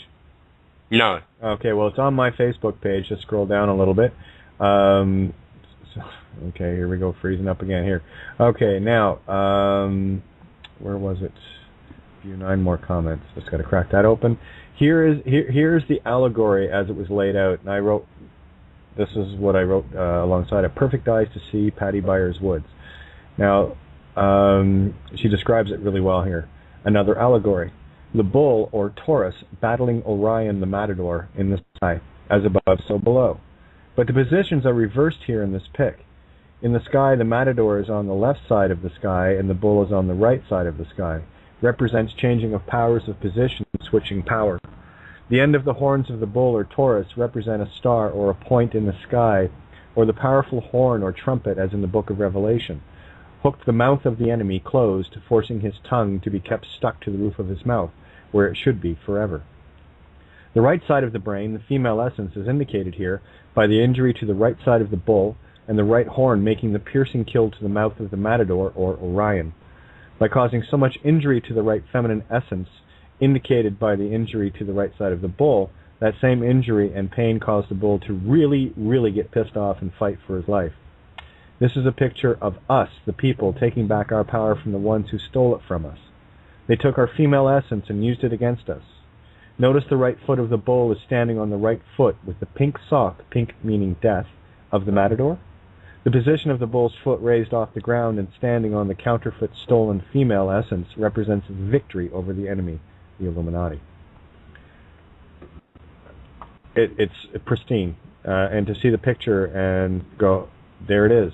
That's what I'm talking about, boys and girls. I'm talking about, don't look at the picture and just see a Matador getting his face gorged out. Look at the allegory of what it is really saying. All the world is a stage. All the world is an allegory. Inasmuch as it's in the books, it is in here, the reality. Did not this reality get created with the literal version of those books? So then how do we uncreate the literal bullshit that we're in? Is we take the allegorical and start looking at the world in the allegorical. That's the veil. That's the apocalypse. That's the stepping out of time. That's not being controlled by Chronos anymore, or the key rho node. Okay? So I just wanted to share that. So if you get a chance to pop by my Facebook, it's there on the page, and along with the description that Patty, she had done. That was I shared it on my page because it was going too far down on it, and I really wanted people to see this. This is how you see the allegories. I mean, there is a lot more symbolism contained within this as well that would go much deeper. A picture paints 1,000 words. It's what that really means is, don't look at the picture, look at the allegory, because only in the allegories will you see the rest of the story. And it's I mean, the fact that yes, the bull's right front right hoof is on the Matador's right ankle. There's Age of Pisces. I talked about this last night, Santo. The Age of Pisces covers the feet and the Ankh L. Yeah? Hey, beautiful. Trying to control the soul of the foot. Mm-hmm. Yep, exactly. Right, and the Ankh L, right? There's your divine creation and the power of. Mm-hmm. All right, so it's all there. Can you see it? And that's the only question I've been asking people. Can you see it? And which, of course, when you ask someone that question, they're going to start looking. Oh, what am I supposed to see? Well, I got to see something here. The whole game here is to look. And look a little deeper than just the superficiality of what is being presented in the illusion that is past. Everything here that you're looking at is in the past. Nothing can be now here. The only thing that is now is you, but you have to be in the present. You have to get to your own light, because light travels at the speed of light, and and it becomes an illusion outside of the source of that light, and you are the source of that light. You are Ra. Not the one in the sky. There's the allegory as above, so below. That's the macro and the microcosms working hand in hand. The doll inside the doll, inside the doll, inside the doll, inside the doll, and so on. All the way up and all the way down. That's Jacob's ladder. Pure and simple. It's allegory. Jacob's ladder is an allegory. And once you start to see it, I mentioned in the first essay about, if we took the term "go shoot the bull" literally, like I said in the essay, there'd be a lot of pissed off farmers and a lot of dead bulls, speaking of. But no, it just means to go and have a conversation. And these things are timeless. We don't know where they came from. There's no author. Imagine that. These are, look at the different allegories I pulled out of the long and short of it. That's the long and short of it. The allegory of that was the birth certificates, long form, short form. That was one layer. And again, it was about controlling the divine feminine. And that's been exposed because we know that all money that is created off the bond is literally spiritual skin and a register to rule the divine feminine, so that bond is our divine feminine in bondage, in contract on a piece of paper until we become aware of it. And that is the only thing you need to know. There's nothing to do here. There's only to know. When you know something, it changes everything. There's no more doubt. There's no more be, lie, ver, right? No more believer, right? Age of Pisces, I believe. Or if you believe, then you are a believer, which is you're either being in the lie or you're being in the verily, the truth. That's your duality, 2 feet Pisces, right? And the socks getting pulled up over, these pink socks are symbolic of the allegorical death in Pisces that we've all experienced, right? And there's only one thing that people need to stop being afraid of. And it's the only illusion that's holding us all in fear, and that's the fear of death. There is no such thing. There is no such thing as death. That's the illusion. Right? So now we have this matador with the pink socks of death pulled up over the soul and the Ankh El. And the bull in the divine feminine right crushing it. And there we go, move up into the age of Aquarius, into the shins as we climb Jacob's ladder once again. As we go through this ongoing infinite cycle, all the different ages, all the different experiences, all the different levels, all the different rungs of Jacob's ladder. This is all we need to get focused on. It's what I'm seeing now. Everything else to me is just boring. It's all illusion. I'm looking for the allegories. I'm seeing them, and they're beautiful. And when you see them, you start seeing what's really going on here, you're going to go, oh, a lot. Good one. Yeah. I'll tell you, when you start seeing them, you wonder how you didn't see them before. But here we are in the age of Aquarius. We're in the age of, I know this now. But once you know something, it cannot harm you anymore. When you believe something, there's doubt. When you know something, there is no doubt. So we need to stop being the Piscean believers. We need to grow up into the age of Aquarius and start becoming the age of Aquarius knowers, the Gnostics. Mind over matter. Quite simple. You decide your own reality. You decide exactly what you're experiencing, nobody else. This is your experience. Time to become the creator and step back into the present and start creating your own reality for you. Start daydreaming again. Spend some time with you. Get to know you a whole lot better, because I'll tell you this, I know this. You are stunningly beautiful. As far as a cheesy little bastard, the tricky little bastard called the ego, it shows up, well, you can expect this bitch to chainsaw it into pieces. And it's only because I love you. And I'm tired of seeing the shit on your windows. Time to clean the windows. I'm a good window washer. Anytime you need it, just give me a call. And I will do my best to help. Fair?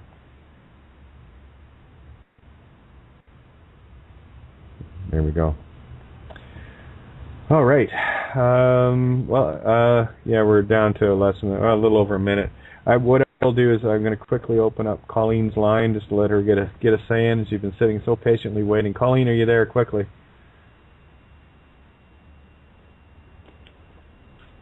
Thank you, Kate. You got about a minute. Oh, okay. Oh, there's a zillion things I wanted to say. How about if I keep it for next time? Save it for tomorrow night, hon, and call in early and we'll get you on and we'll start off with you. Fair? Okay, thank you so much, and just so beautiful to join the truth table. There's no place I'd rather be. There's no place like home. There's no place like home. No place like home. Welcome back. Thank you. Video provided by verdictproductions.com.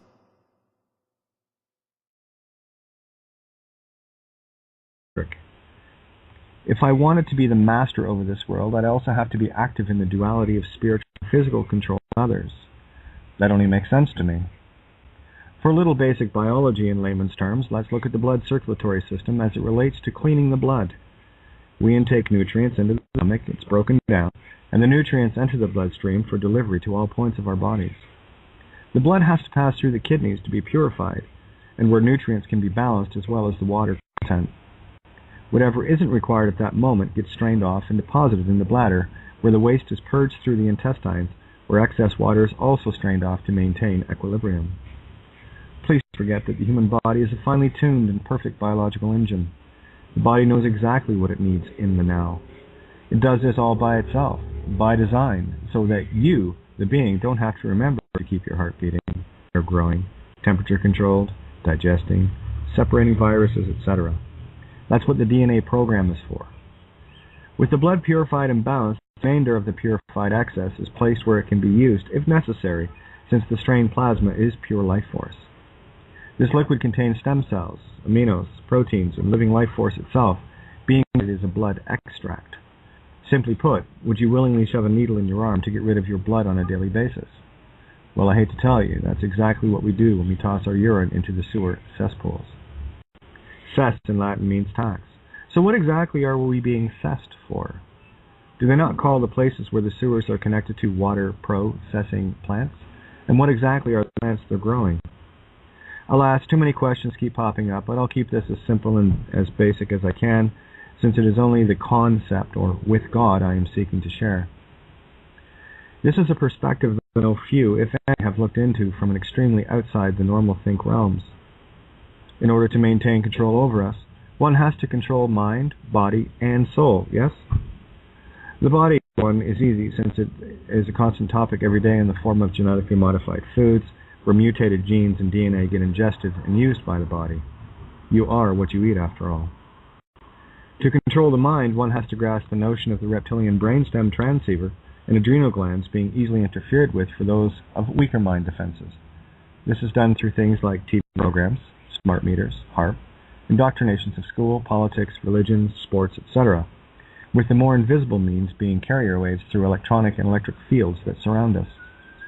The 60 Hz electrical grid is the largest one, where 60 Hz cycle electricity is extremely harmful to us, in that one of its endearing qualities is interrupting our ability to enter REM sleep, or delta wave dream state.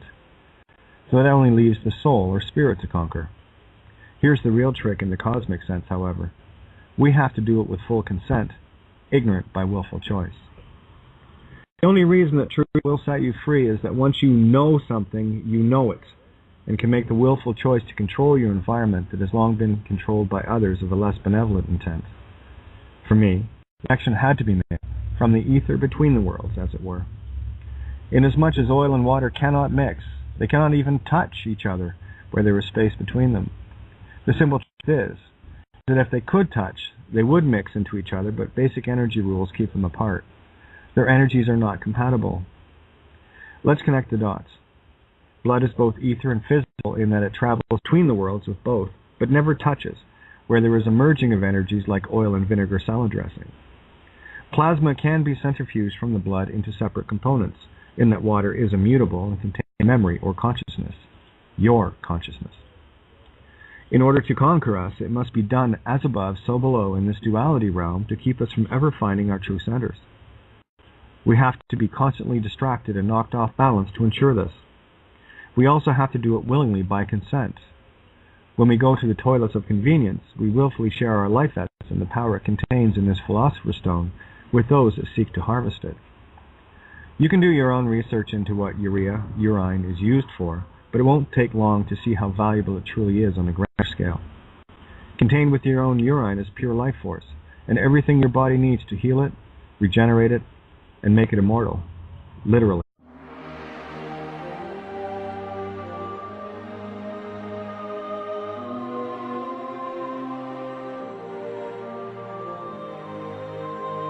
Please note the views and opinions expressed by the hosts on this show are not necessarily the views held by the station. You're listening to Critical Mass Radio. Now, it's our turn.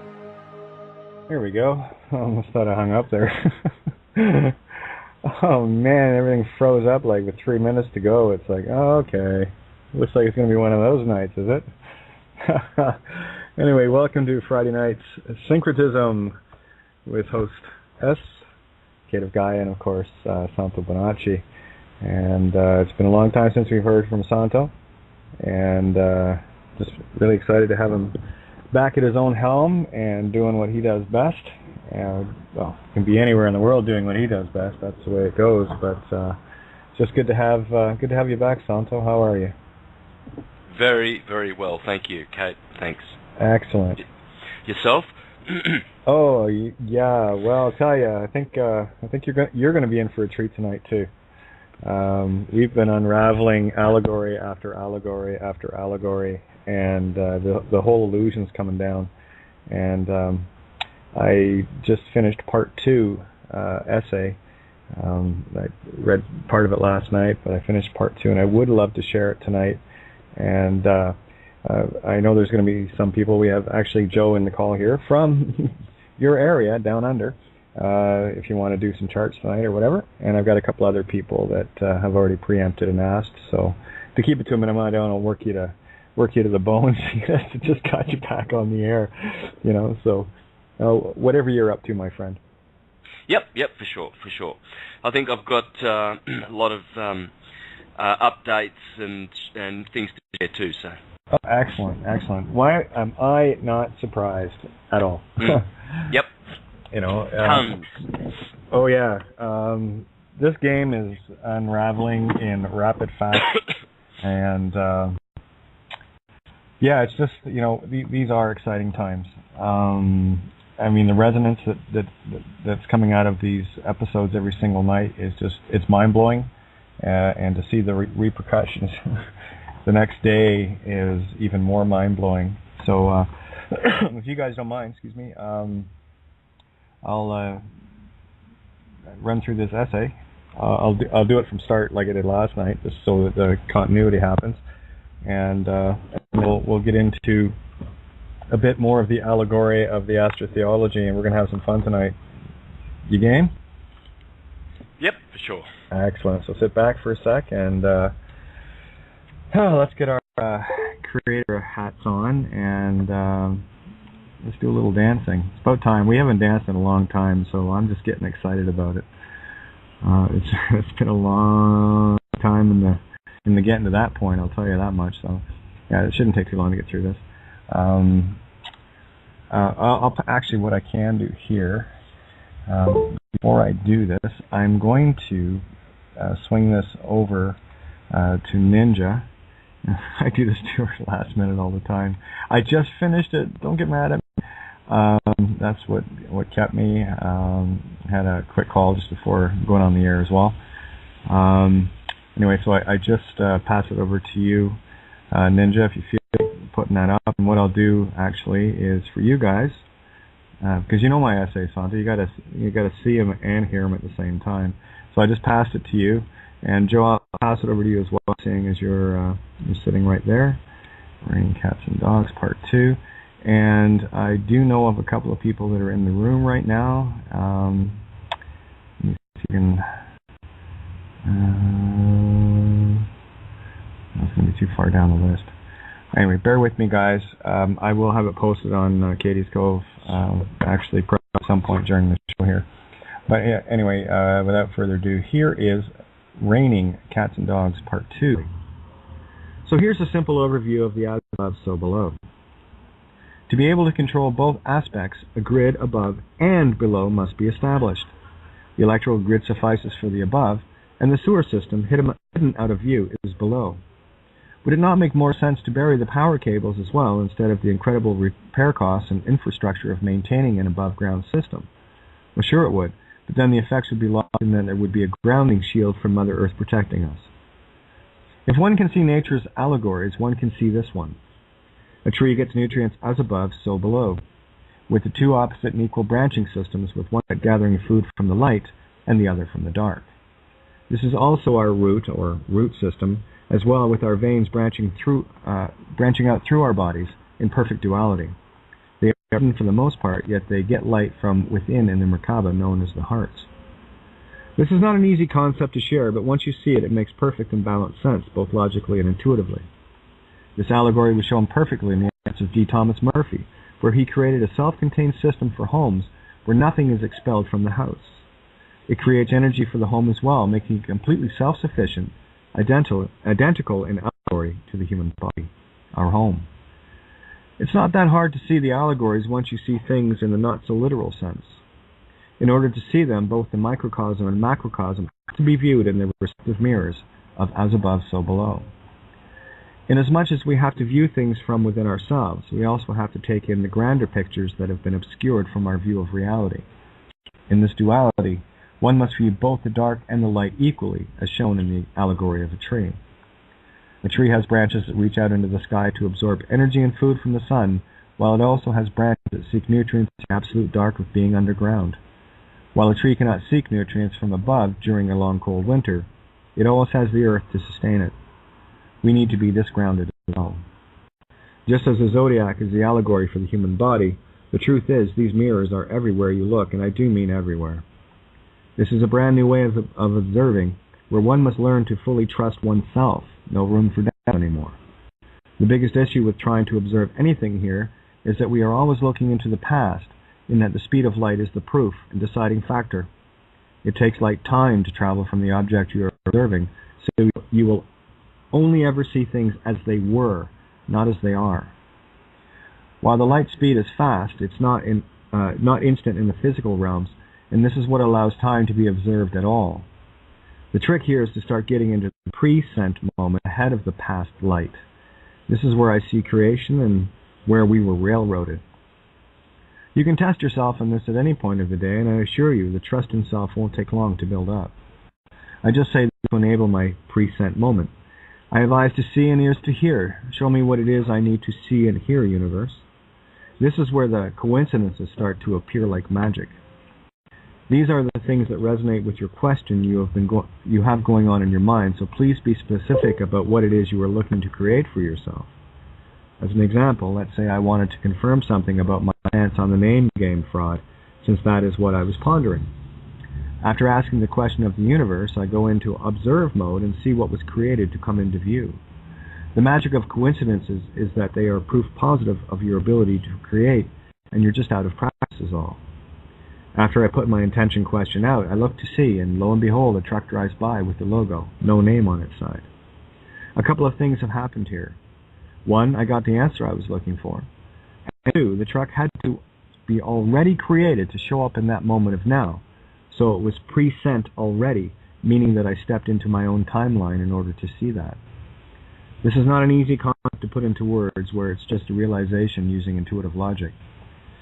If I see the truck after the call out to the universe had to already have put it there so that it can show up when I did in the now moment of time. Being in the now moment is actually in the past as well, where creating is in the pre-time or pre-sent moment. It also works in reverse, where we continually create another's reality by being stuck in the now and past moment, by being triggered by seeing things.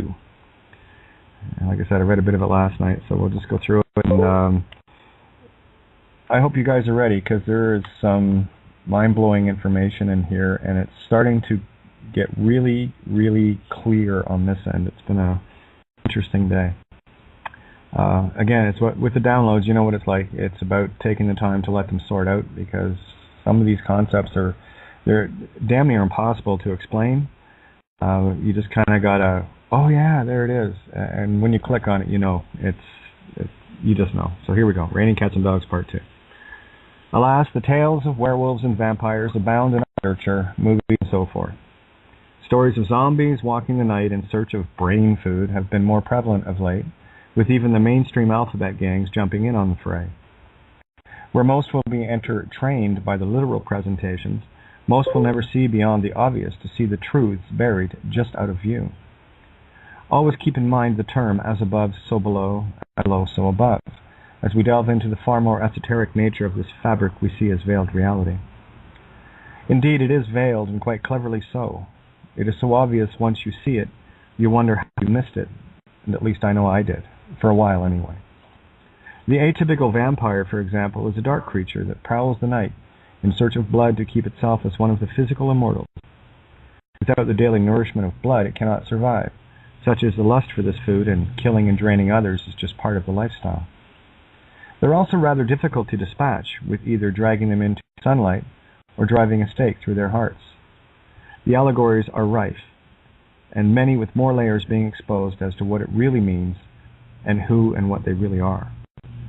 While I'm sure there are many beings that practice the physical art of bloodletting and drinking, much akin to Vlad the Impaler, bloodline relative to Prince Charles no less, the true bloodletting is slightly more hidden and sinister.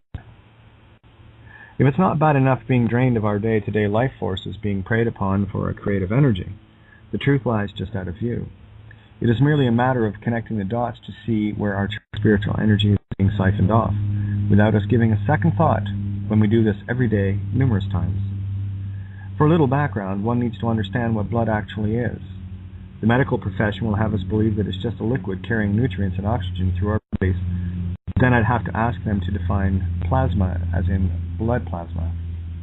Try to imagine a pump with walls no more than 2 millimeters thick at its thickest point, trying to pump a viscous liquid like blood to every point in a body, under pressure, 72 times per minute for 100 years.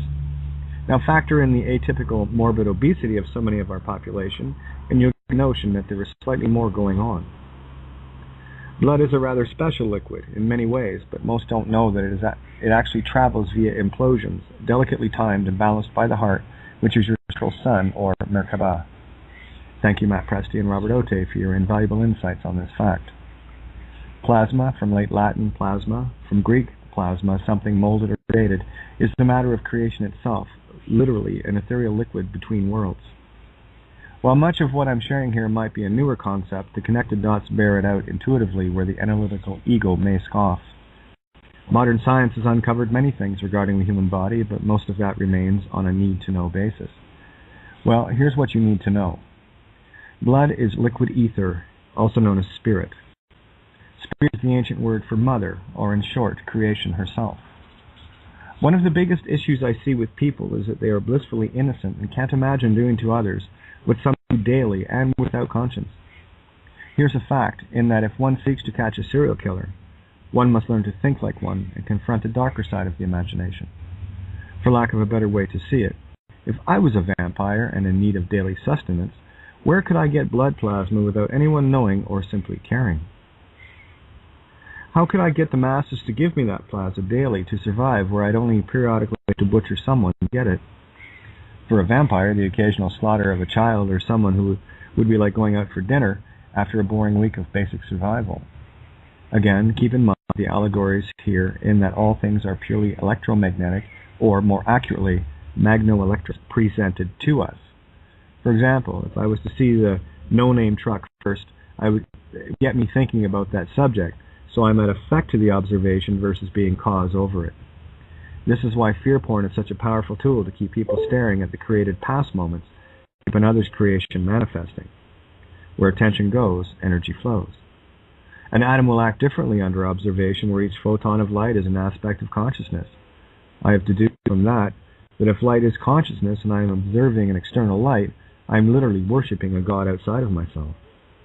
This is why I refer to external light. This is why I refer to external light as pure poison, and where, only in our darkest place within can we find our own light.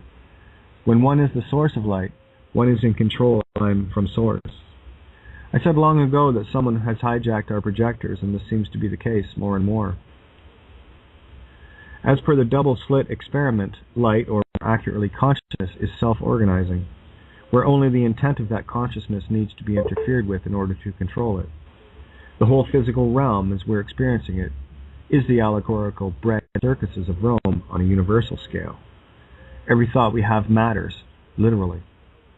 So it is up to us, and us only, to regain control of our own intent, our own time, and our own creation, where others have been creating it for us for a very long time, an infinitely long time.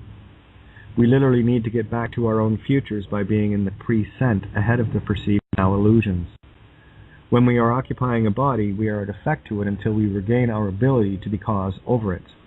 Ignorance is the greatest destroyer of all, and why certain entities took so very long and hard to keep us in perpetual dumbed-down slave condition. The methods for this were outlined briefly earlier, but I'm sure you're getting the picture by now. I cannot even begin to stress the importance of getting dark, getting deep, and getting serious about our own state of being via meditation. If anyone doubts the power of mind over matter, simply take a look around yourself and see what has been manifested as a result of that concept we lust to doubt. Your body and you are completely self-contained units, albeit that our consciousness is in a bit of a Chinese finger trap at the moment. We constantly seek to find answers in the illusion without setting the parameters first. The only answers are the ones you create by entering the present, and the easiest way to do that is through meditation to get a handle on it. Once you start to see the results you need to see by just doing, you'll be in a less doubtful position. Think back as to why children were always given shit for daydreaming, and you'll start to grasp the extreme fear these entities have if we ever dared to do that with serious intent.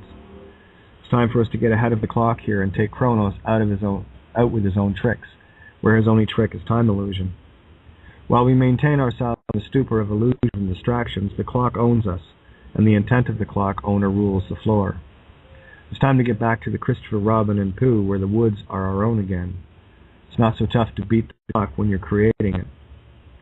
Look at all the time traps that have been set to keep us out of time with things like calendars, watches, holidays, etc.